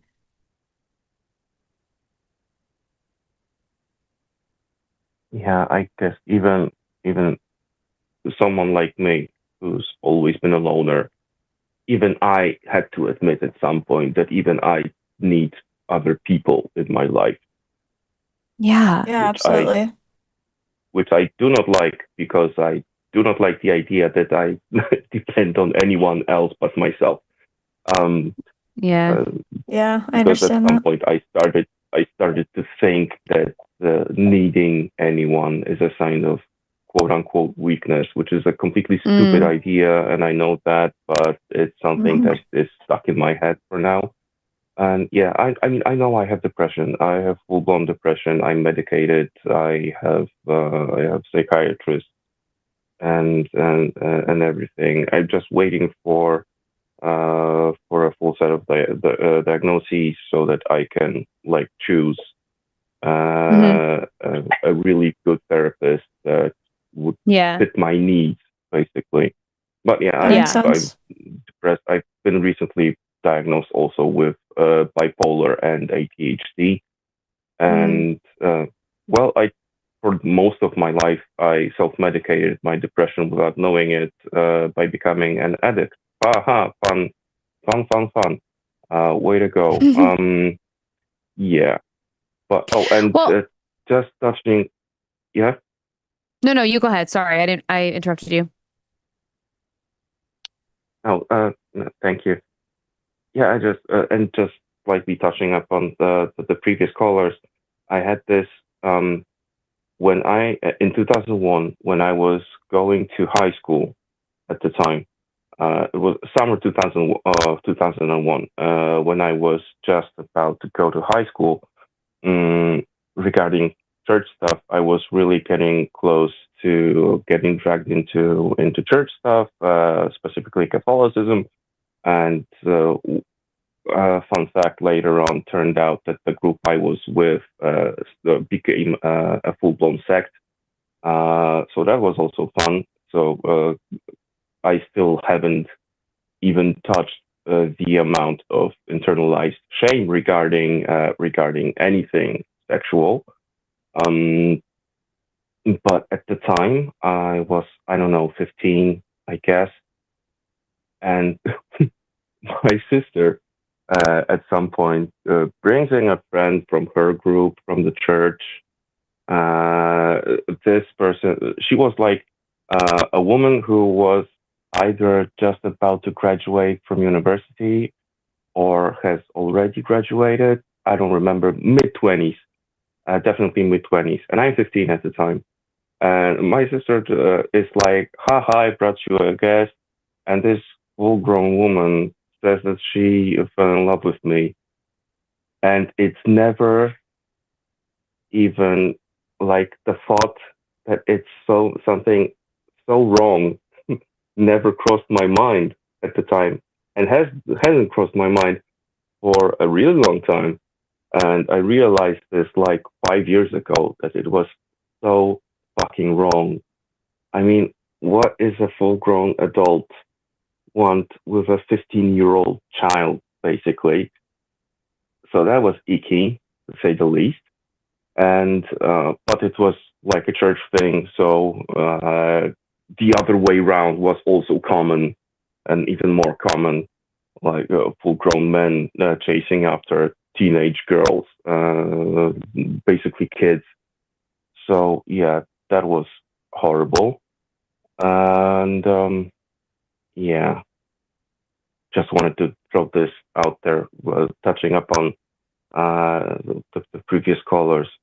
It was so gross, and I can't believe I didn't pick up on it sooner than That wasn't your 5 years ago responsibility, that though. I did. Yeah, that was not your responsibility Yeah, I to know. pick up on. I know it wasn't my fault. I know it wasn't, but it was. It's still. Yeah. Well, It was gross. I think when you look at like the pieces of everything that you are navigating, like it sounds like for the first time, like getting new diagnosis and figuring out medication that works best for you. I think just give yourself a little wiggle room when it comes to the sexuality stuff, because your body is processing a lot, your brain is processing a lot. But if you do want to look at some ways to kind of explore a little more, do some sort of like embodiment work. So you can Google like embodiment exercises if you want to, and I'm sure you can find something. But even doing something as simple as closing your eyes and dragging your fingers very lightly on your arms, on your legs, on the genital area, and just seeing how you feel, becoming more curious and less judgmental of what your sexual experience is, and you can see where that leads you. But ultimately, the big things, the big like sort of players on the field right now are all of this like combination of mental health stuff that once you find like a combination of treatment that works for you is going to be really, really life-changing.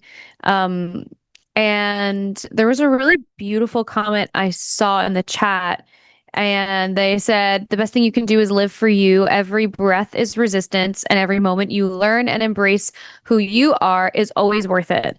It is a process, but you deserve it. And I couldn't put it better myself. That's very kind. Thank you. Yeah. So I think in conclusion, I think, continue on the path of prioritizing your mental health, and know that every day that you put energy and effort into doing that, you're doing the work. You're doing the big thing that you have to do, and everything else will eventually fall into place. But we're focusing on the big goal, which is let's get you in the treatment plan that works best for you, between therapy or medications or whatever, HRT, whatever it is. And once you have that stuff kind of moving a little bit and you're feeling a little more comfortable, the sexuality stuff will also come back to you. It's your body is just doing like a little bit of shuffling its priorities to make sure that the most important thing, which is your overall mental health, is being protected first. And then it's like your brain is basically like, you want to survival mode. Yeah, you want to touch your pee-pee right now, and I mean that in a gender-neutral pee-pee way. You want to touch your pee-pee right now? I can't even figure out if I want to take a shower. Like it's like, it's trying to weigh out all the things that it needs to do. So don't be so hard on yourself. And actually, what your body is doing is really normal.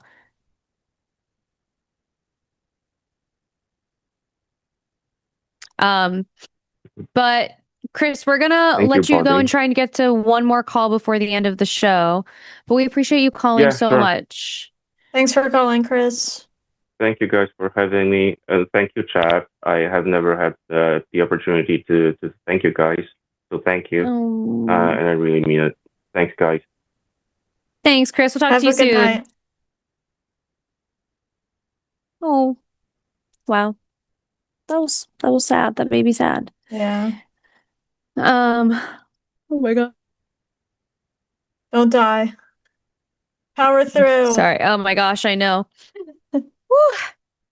I hope that Chris engages with the chat and moves and with our community, because everyone is so encouraging and has a lot of experience with what he was sharing.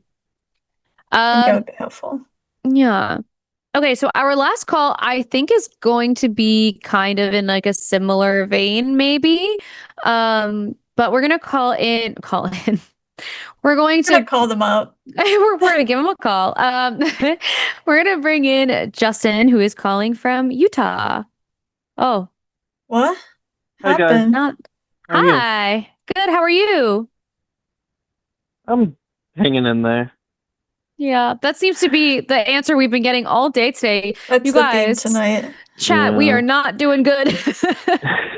I don't know. Maybe it's my autistic brain, but I've never really understood the whole idea of like, not fake it till you make it, but like I think you should be real with people, which is maybe one of the reasons why I'm calling in, because I feel like there's just a lot of, and I realize, by the way, that you guys are not social psychologists, so I understand that you're limited in what you'll be able to help me with. But there's a lot of just social cues that throughout my life have just like a lot of like unwritten, kind of unspoken social cues that just do not make any fucking sense to me. And that's been like just like a huge struggle throughout my life in terms of like just making friends, let alone like keeping them. And I don't know, you guys seem like you're open-minded enough that you'd at least be willing to kind of talk through it and how to kind of navigate that stuff a little bit to an extent. Because like I said, I know you guys are limited in what you can do, but I figured it wouldn't hurt to at least talk about it. Yeah, sure. Yeah, I would tell us what it is exactly. Just, I don't know. It's, can I be honest with you? I've been listening to the other calls. There are times where I wish that I was, even though I know it's very damaging and bad. There are times where I wish that I was deeply religious, that I did buy into that stuff, because even though I know it's bad, like I do still envy a lot of the hope and spiritual growth and everything that can bring to some people in terms of helping them to navigate this life, as well as having that kind of community, because it's something I've never really had. Like I've dabbled with it throughout my life, but again, as somebody who is autistic and has never been good with like understanding social cues and just like knowing how to people, I guess, for lack of a better word, it's always been really hard trying to kind of, like even just fucking get out of bed in the morning sometimes, because it's like, what's the point? Because it's like I just, I try to, and I'm not going to sit here and pretend that like, oh, I've had it so rough and that like I haven't made mistakes. Like, of course I have. I've been selfish in the past. I've you know, like I've done things I'm not proud of.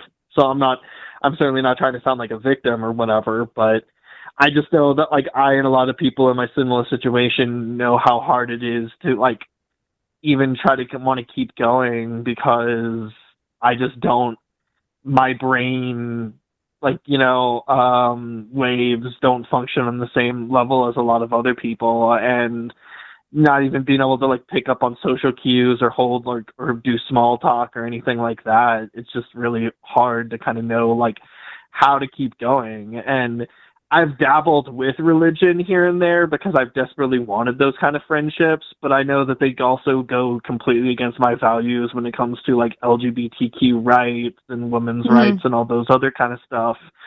So I don't really know at a certain point what the right answer is. Like, I've kind of gotten to a point where I've kind of just accepted that maybe I just need to like fumble through life accepting that I'm going to be alone and just try to make the best of that.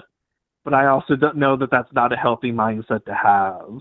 So, you know, because it's like, I want there to be people in my life who care about me and like, and then I show that I care about them. But I feel like maybe sometimes I come off like maybe a little too hard, or like I feel, or something. And I can kind of, I don't know, people think that I come off like a little too sensitive or that I care too much. I don't know. Like, I know I'm rambling, but I'm kind of curious to hear your thoughts.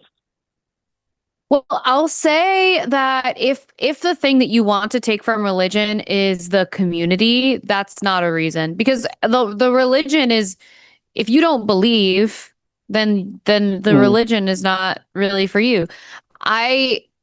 People are struggling so much with finding community, and I think that part of it is we are kind of in our houses. We are very susceptible to being hurt by rejection in a way that I think maybe we weren't before. And we're like scared of not saying the right thing, not looking cool, whatever it is. Absolutely. And that is ultimately preventing us from even trying. Like, if you're not even trying and you're not even putting yourself out there, you're not even allowing yourself to have the risk, then you've taken yourself out of the game completely. And it's like, I would so much rather have embarrassed myself 100 times and have made one solid friend in the process than not try at all and do this other version of it where you feel really lonely and are kind of like, you know, and I'm saying this with very limited information, and so maybe this isn't what's happening for you, but yeah, the fear is taking the driver's seat in all of this, and it's preventing you from even having access to what the result could be. I also feel like oh, go ahead. I was just gonna say, I also feel like in adulthood, making friends can be very awkward, and I don't think people talk about that enough, about kind of like the awkward phase of getting to know people and getting comfortable around them, because I mean, you don't really know what the dynamic is until you start trying to become friends with somebody. So I think there is a lot of just like dating is the same like similar to me as making friends, as like there might be awkward moments or like moments that you're not sure like I don't know, you just don't know who they are yet, so there is going to be awkward moments and like maybe uncomfortable moments, but I think that's part of the progress. Like, you know, I think it's like a low risk for a high reward type situation. Yeah, I get that. I think I'm just, I mean, as you mentioned, maybe I'm just not like putting myself enough in the game these days, but I feel like I've just kind of been hurt so much from playing the game in the past that it's kind of hard to kind of like bring myself to kind of want to get back in the game, if that makes any sense. Like I've had a lot of falling outs with people who, admittedly, maybe I was felt closer to them than maybe they felt to me. and like, you know, or whatever, because, and look, before I say what I'm about to say, I realize it's not on the rest of the world to make me or anybody else like me feel comfortable. Like, I totally understand that. I get that we're all on our own journeys here.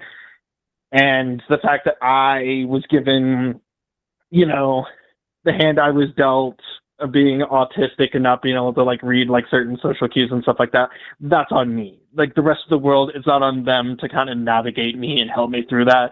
It's on me to make the best within the world that I'm living in. But I have had a few circumstances where, without going into specific details, like, I had friends who like I thought I was pretty much closer with than we were.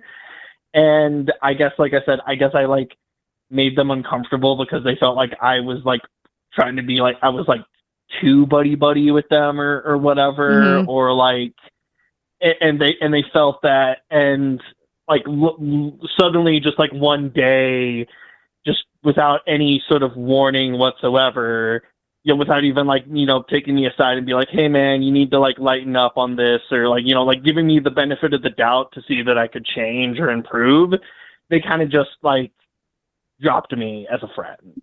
And that's happened more than a couple of times. And I don't know if it's just a problem with the way I'm doing things or what, but I'd imagine if I was better at reading social cues, that's probably, not that it wouldn't have happened, but it would have happened less often, and it wouldn't have happened the exact same way that it took place. And so I don't know. It's just it's hard for me to trust people at a certain point, even though I desperately do want those friendships and those relationships. I guess I'm just kind of scared of going through all that again. Well, so I'll say that like I have ADHD, but I'm not autistic. And so like that portion of it doesn't apply to me. And I still have had cycles of friend groups. Like I had a friend group in college and I don't talk to them anymore. And I had a friend group in high school. No, but I mean, it just happens. It just happens, you know, like you really are like when you're going on a job interview, you're interviewing them just as much as they are interviewing you. And it's the same thing for a date. It's the same thing for when you meet friends. You're interviewing them just as much as they are interviewing you.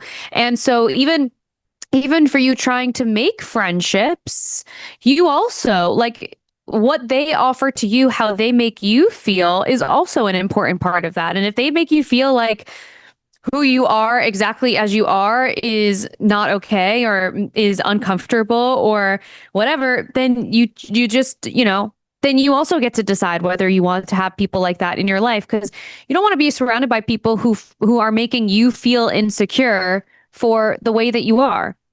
Because ultimately, like social cues shouldn't inform so much of it. Like people should just be more clear. So I think part of it might honestly be more normal than you think it is. We're like, we just in life cycle through friends. But I think you just have to, unfortunately, just have to keep trying. And sometimes the best way to do that is to find communities that are adjacent to a hobby. So like if you like to play tennis, go find a tennis club, or if you like to knit, find a community online that likes to knit, or people who like video games. There's tons of places where you can find. I know that like sometimes those places are a little toxic, but but you know, you have to continue to put yourself out there. And I've talked about this book before. It's called Rejection Proof, and this guy, the author of the book, spent 100 days exposing himself to rejection. And whenever it got like incrementally bigger in the ask that he was risking for. So like by the end, he's like walking into, you know, like Coca-Cola and asking for a job as the CEO, whatever. And when he was doing that, he was first of all surprised at how many yeses he got. But when he got the no, he would ask them why. And he found that like 99% of the time, it had nothing to do with him personally. Like, it really didn't. It had to do with the circumstances. It had to do with, you're not qualified for this job and we're not hiring.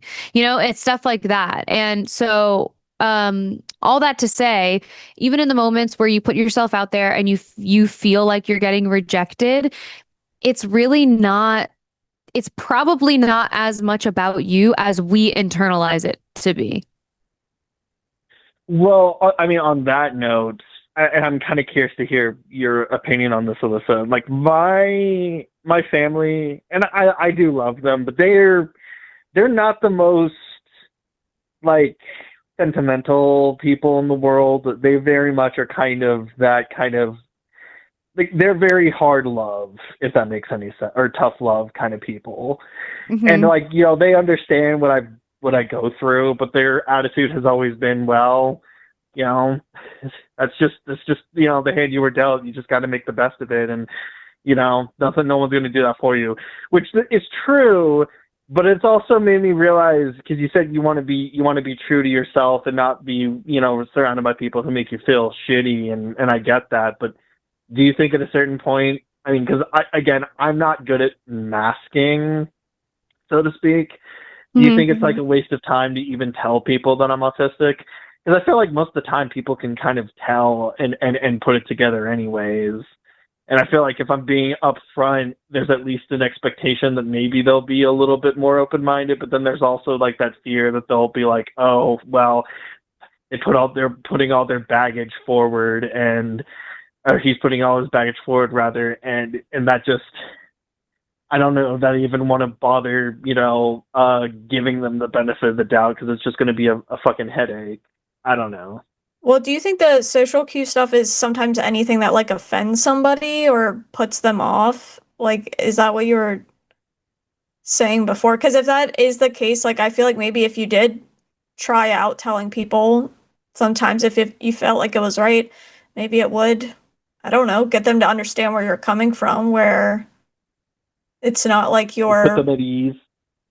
Yeah, right. Like, they're like, oh, well, that wasn't personal, because everybody else takes things a lot of personally too, even if we shouldn't. So I don't know. I feel like it could be worth trying out. I mean, but again, whenever it feels right, maybe it doesn't feel right with every single person you talk to, but maybe it feels right with others. I feel like with some people it would definitely be worth saying, but I'm also not a therapist and I don't know. But what do you think, Alyssa? Yeah, I agree. Yeah. Like, I personally, and I've come to find that the level of honesty that I'm comfortable with is not always the level of honesty that everyone's comfortable with. But I would rather people just tell me. Like, I would rather like, it's like, especially in dating situations, to just explain to me like, oh, you know what? Honestly, do you know who did this with me? Jimmy. The first time we ever, like years ago, the first time we ever like had a FaceTime, he said, by the way, I don't know if you know, but I'm autistic. And so like some of my like social things are just different. And so like if you ever feel like you need clarity, or like you think that I'm like whatever being some type of way and you need clarity, just ask me. And that was so helpful to me, because it just gives you like a little bit of like framing around like how around like what expectations you have, and also it puts you in a place where you can have conversations of like, where can we support each other? Like, if you explain to someone that's like a new friend, and you say like, by the way, I have an autism diagnosis and sometimes it's hard for me to read social cues. So it would be really helpful to me if you just like be as open as you can. Like, don't assume that I'm getting it right away, and just give it, like, verbally tell me things that you want me to know. Because people will be more likely to do that if you give them the background and tell them how they can support you, so that you're all on the same page. Because otherwise, then you're like showing up to a bike race with one less wheel, and you're like, and this is fine. No one needs to know. It's like, if you just ask for the wheel, someone will give it to you and you'll be great. That was me all throughout high school, which granted it was a different time and people didn't know as much about it then as they do today. But but it was also hard too because I grew up in the Bible Belt. So you want to talk about a really toxic culture? Yeah, that was not a fun place to be. But anyways. Someone in the chat also said it removes a lot of the fear of awkwardness because now you know, like we're gonna figure this out together, right? And that is They're so not true. assuming things. Yeah, and you also, after you share that with someone, if you do something that in your head you're like, would a neurotypical person do this, or am I doing something that is not like what everyone else would typically do? You don't really have to worry about that because you're with a person who already has the context. Mm-hmm. Can I ask you one last question? I know you guys are going pretty late here. I don't want to keep you guys on much longer than you have to, but for me, it's even uncomfortable and scary just asking for people's phone numbers.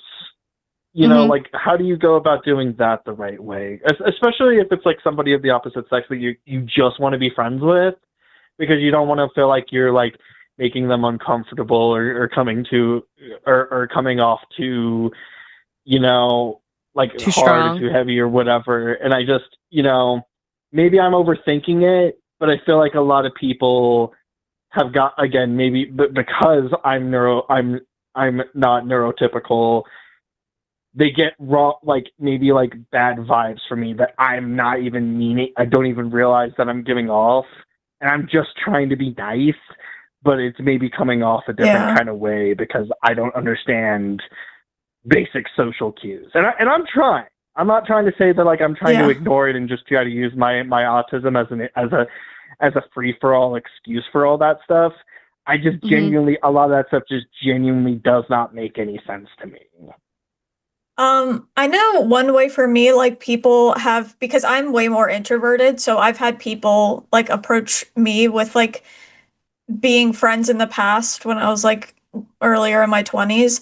And I feel like one thing I've seen people do that puts people at ease sometimes, if you're talking to them and you realize you have something in common, like offer to do that thing with them, because that feels more friendship. Like, I feel like it feels more date-like if you're like, hey, that's just hang out. Sometimes that's a little too vague.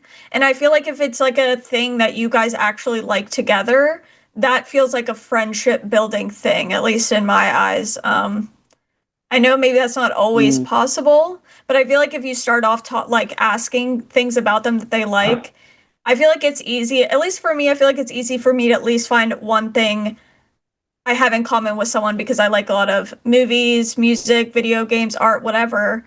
And I feel like that's a great starting point, is just focusing on something you both like together if it's possible. Or maybe asking like to like maybe do like more like kind of group stuff, right? Like, because that would also probably take some of the edge off of it a little bit, right?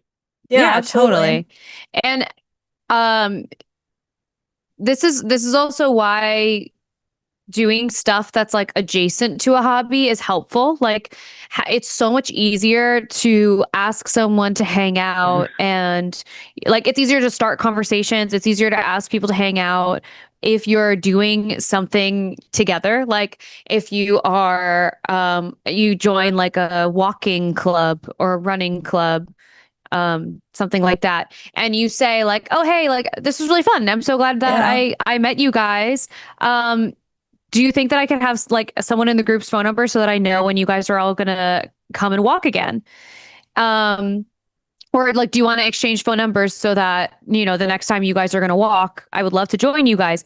It also can sometimes feel a little less stressful if you ask for a social media, which like is not, it's like, that's like very good of this time, but I always feel way less pressure. Yeah. When someone's like, oh, do you have Instagram? Be like, yeah, I do actually. That's so much easier. That is an interesting point. I have noticed that the people seem a little bit less.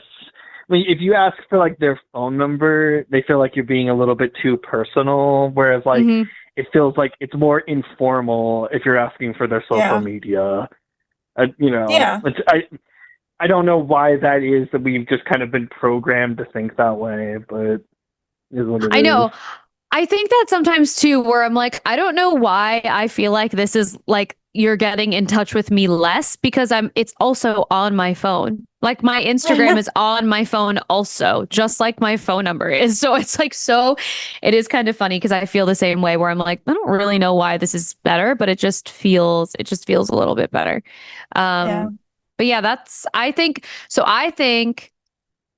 the things that you can do are, I think what you can do is brainstorm some hobbies that you would be comfortable exploring and joining, because that's easier to start conversations and it's easier to ask for any sort of communication with those people and see them again. Even if the first time you go, let's say you go to like a walking club or something, even if the first time you go, you don't feel comfortable asking for people's contact information, you'll see them again that next week or the next time that you meet them. And so you already know you have like a little bit of buffer. And then just be, if you feel comfortable, be honest and share where you might want some support. Like, hey, I don't actually read social cues that well. So if you could be super clear with me, I would love that so much. And, and whatever. I think that honestly, so many people these days struggle with loneliness, and we all would really, really benefit from just being more honest about, like, I just want to like make some friends, dude. I just want to like be able to hang out with someone who's like, outside of my house. And sorry, I was just gonna say, I know somebody who religiously uses like Bumble BFF, and she actually because she moves a lot, and she actually has like great luck with it. I know not everybody does, but I think it probably helps that people are literally on that app to make friends, so they don't think it's weird. Yeah. I want to say that I totally relate to you, Taylor, and that like I'm also very introverted. Like I could spend I literally have spent hours of my life just like watching anime or something like that in my house alone. There's a lot of anime lovers out there, so you could definitely find that in common. I still want to share that love that I have of like the show or this film I saw with somebody else. You know what I mean? No, that's the stuff I nerd out with people with. I mean, someone came up to me during or after Pilates and was like, I saw Pokemon stickers on your water bottle, and we literally just talked about that, and she was really cool. And I feel like that's great stuff to start off on, because then you already have something in common and you have shit to talk about. So yeah. Well, we have to get to our super chat, so we're going to let you go for the night, Justin, but feel free to call back in and let us know if you give anything a try, what worked, what didn't work, and we'll be happy to talk to you again. Hey, Alyssa, Taylor, thank you for taking your time talking to me today. Thanks for calling, Justin. Have a good night. Bye. You too. Take care. Bye. I love Justin. Yeah, he's sweet. I also feel like one of the biggest superpowers that I always said neurodivergent neurodivergent people have is the level of honesty that they're comfortable with feels like way more than neurotypical people. And I guess it's like, and I'm really like speaking out of my ass, so if anyone in chat wants to correct me, feel free. But it feels like it's because if you're not paying attention so much to the social cues, then you're more likely to just like be honest. Because the reason people lie in social situations is because they want to like smooth it over in one way or another. Exactly. So, and I love when people are honest. It just makes it so much easier. I think it's refreshing for a lot of people. And maybe people, I don't know, at least I think I would appreciate it if someone just told me that. And because then I wouldn't, because I am one that would like, I overanalyze people's body language and how they talk and stuff. So if they told me like just how they are, I wouldn't think about it anymore. Yeah. It wouldn't be a problem. Same. All right, let's get to these super chats, and then I'm going to eat pizza and go to sleep. £5 from Barbara Barrett 07, £5 because I like you. Thank you so much. Thanks. We like you too. $5 from Space Barbarian 3484. Where's my check for Soros? I danced in a dinosaur suit for a couple of hours and never got paid. I never got paid for protesting either. So yeah. I'm still waiting on my check for that as well. $5 from Meg801. This whole whatevs you want to do vibe is such shit. Fuck off, go in. Yeah, it's like it's so I annoying. already forgot about yeah, so dishonest. I did not know what was going on with that call when it started. I was like, so crazy. I know. I was like, now I have to yell at, now I have to reprimand a grown man. Okay, I guess that's what we're doing today. $5 from Sarah Talks Pod. Goen misgendered his non-binary sibling, but yet thinks, what is the word again? Sayin is a pronoun, and that Alyssa and Taylor are being rude. Right. Wow, I feel bad for their sibling. Yeah, I know. I feel bad that their sibling has him as their sibling. I know, that's what I mean. Like damn, must be brutal because that sucks. Yeah. Ew. It's also really stupid. And I want to give you ladies some context because I get the impression that neither of you have watched Dragon Ball or Dragon Ball Z. Saiyan is a noun. Impression. It's the name of a species. It's like saying human. Oh, so even in the context of Dragon Ball Z, it's not a pronoun. Yeah, exactly. Oh, brother. Also, it's Gohan, not Gohan. Gohan. Okay. Yeah. Gohan. And literally, I'm going to pronounce it correctly out of respect of Dragon Ball Z, not Gohan. Exactly. $10 from Revised Cone. Ooh, ooh. Thanks. We love you. $20 from Meg801. Gotta express my appreciation for both of you, despite whatever weird views people call in with. You always take time to think through what you say before you say it. Just another reason we clearly need more women as leaders. Appreciate it, Meg. Thanks. That's really nice.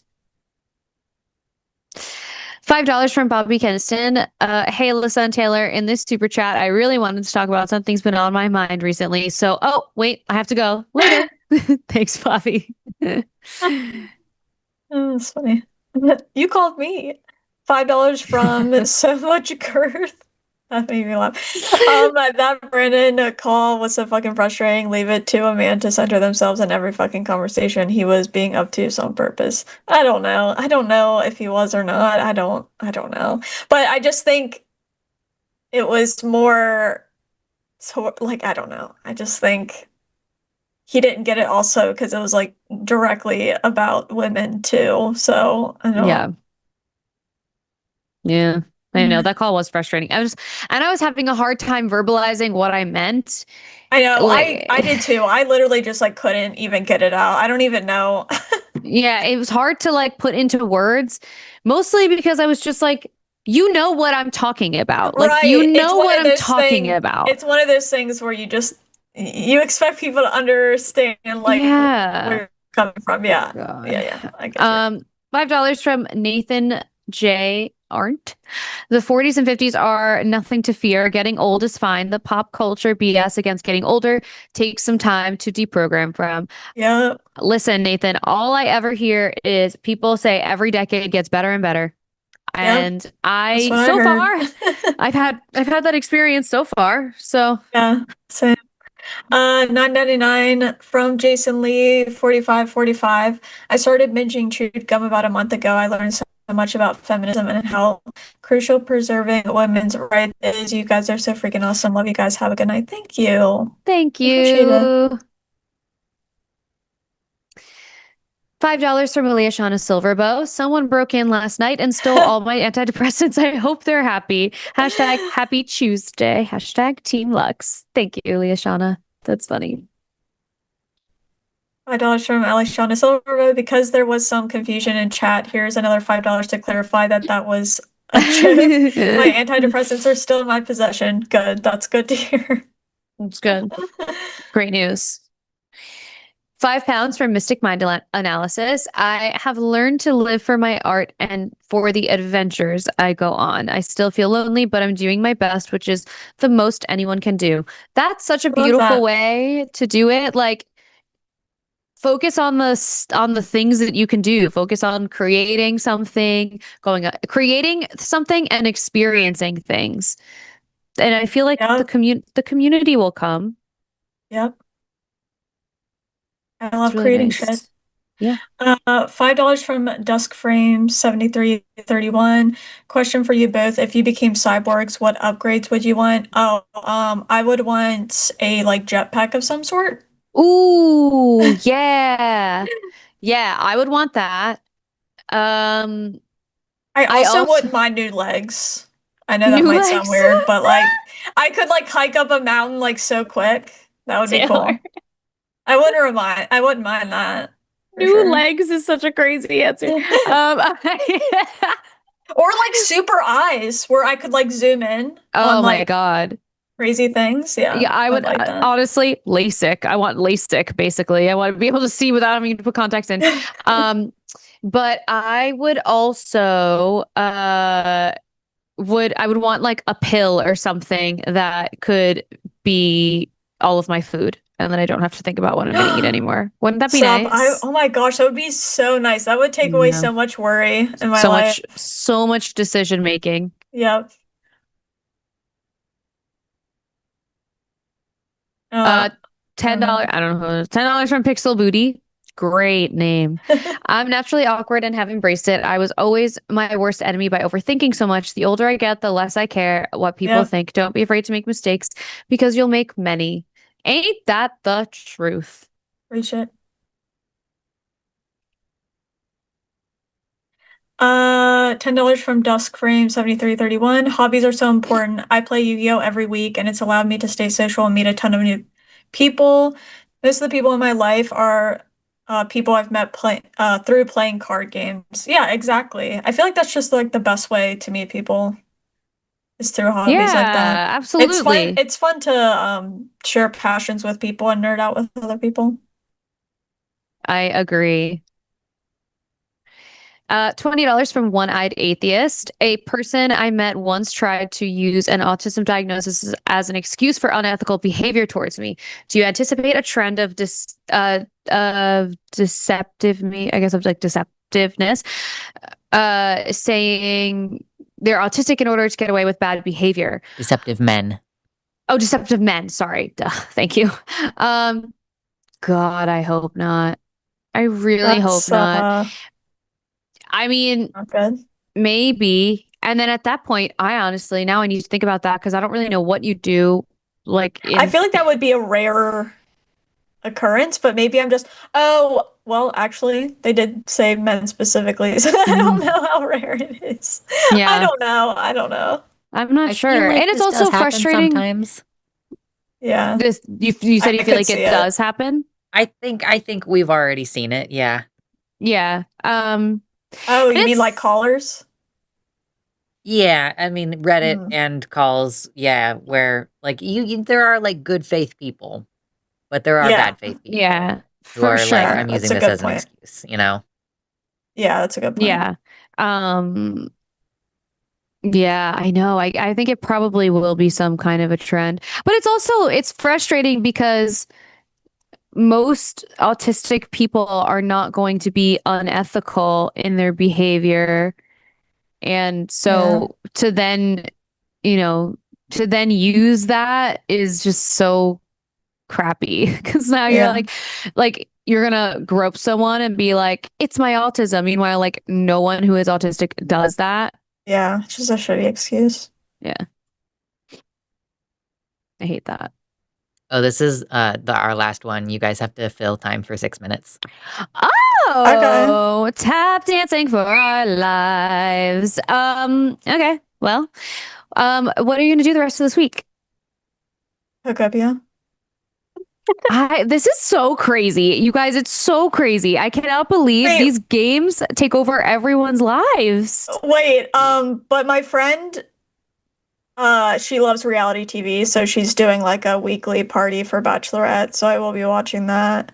Ooh, okay. I expect it to be a hot mess, truly. A weekly party for her Bachelorette? Is that what she said? No, like the Bachelorette show. Oh, okay. I was like, up until the wedding every week. No, I would be so unhappy about that. And I also wouldn't be surprised. I actually was just saying earlier this morning, and I know we have another Zoom chat. I'll read in a second, but I was saying this morning that my sister-in-law, who I love so much and is a very easygoing girl. Her best friend is planning her bachelorette party. She's planning it in the most it's in New Mexico, which is already kind of random, and that means everybody has to fly, everyone, and we also have to pay for an Airbnb. Between just the flight and the Airbnb, it's $1,000. I've been hearing about how like modern day weddings or like bachelorettes and stuff, you have to basically be prepared to drop like a couple K, like just in general. Yeah. That's crazy. Yeah, so I mean, but then again, I eloped and I had some friends there, so they did go to Ireland for me, which I'm thankful. But I mean, for my bachelorette, I just went out one night, like with my friends. That's what I'm gonna do. I'm gonna get lasagna at my favorite restaurant in the city, and then go watch some music next door, and then go home. Yeah, it was I never really go out anymore, so we just went out one night. It was fun, and I was like glad when it was done. Yeah, exactly. I want everyone to be able to go home.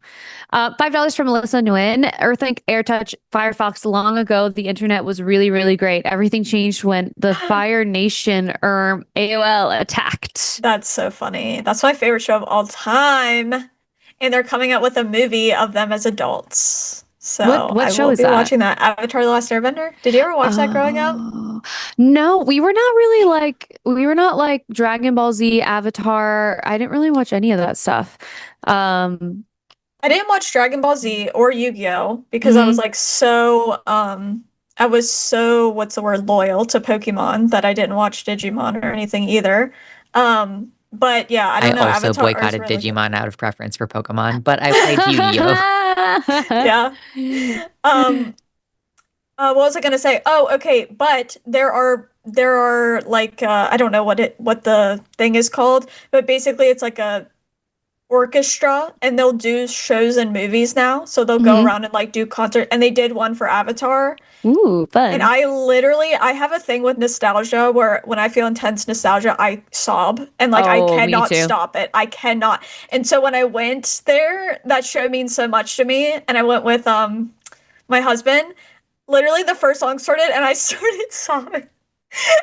And it was so funny though, because I looked at my husband and he started laughing, and then he started crying, and it was great. That happened to me when good. I saw the Backstreet Boys as an adult, and I loved them when I was a kid. I mean, I love them now, but they were like my favorite band when I was a kid, and so I saw them, and I like didn't properly mentally prepare for what was going to happen. Right. It's such a weird feeling. Oh my God. And so then as soon as like the lights went down and like I heard everybody Backstreet's back, I just started sobbing because I was like, I was like, it's just so bad. I love it and hate it depending on the circumstance. If I'm around someone I don't feel comfortable with like certain things, I will stop myself from crying. I'm like, stop.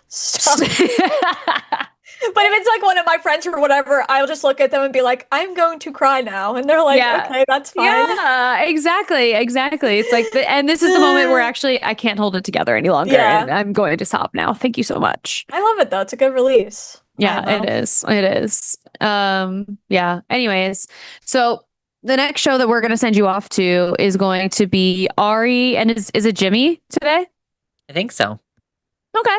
Well, that'll be fun. So if you guys want more company for the rest of your evening, then, hang out and be redirected that way. And it'll be a good time. And yeah. Did you have dinner yet, Taylor? Did I? No, but I did have a cookie and it was really good. What kind of cookie? It's like a macadamia cookie. We're eating cookies for dinner and playing video games until 4 a.m. Taylor's having a great time. I'm an adult. I do what I want. This is what's so great about your 30s. You have like more adult money and you can do what you want. It's great, especially since I don't have kids. It's like that is so funny. Yeah, you're exercising your free will. Exactly, and it's amazing. It's literally the best life I've ever lived. I love it. I love it. That's so beautiful. I'm gonna eat so much Domino's. I'm gonna be full until tomorrow at lunch. Oh And my I'm so gosh, excited my about it. husband's obsessed with Domino's. Oh, I can't wait. Thank you so much to our crew, which is Lux and Dragon, and our mods and our screeners, and all of our wonderful patrons. This way. And go to patreon.com/calledline and become one of our patrons to help support this channel and all of the other shows on it. And we love you. Thank you for being here. I'll see you next week. Love ya. Smell ya.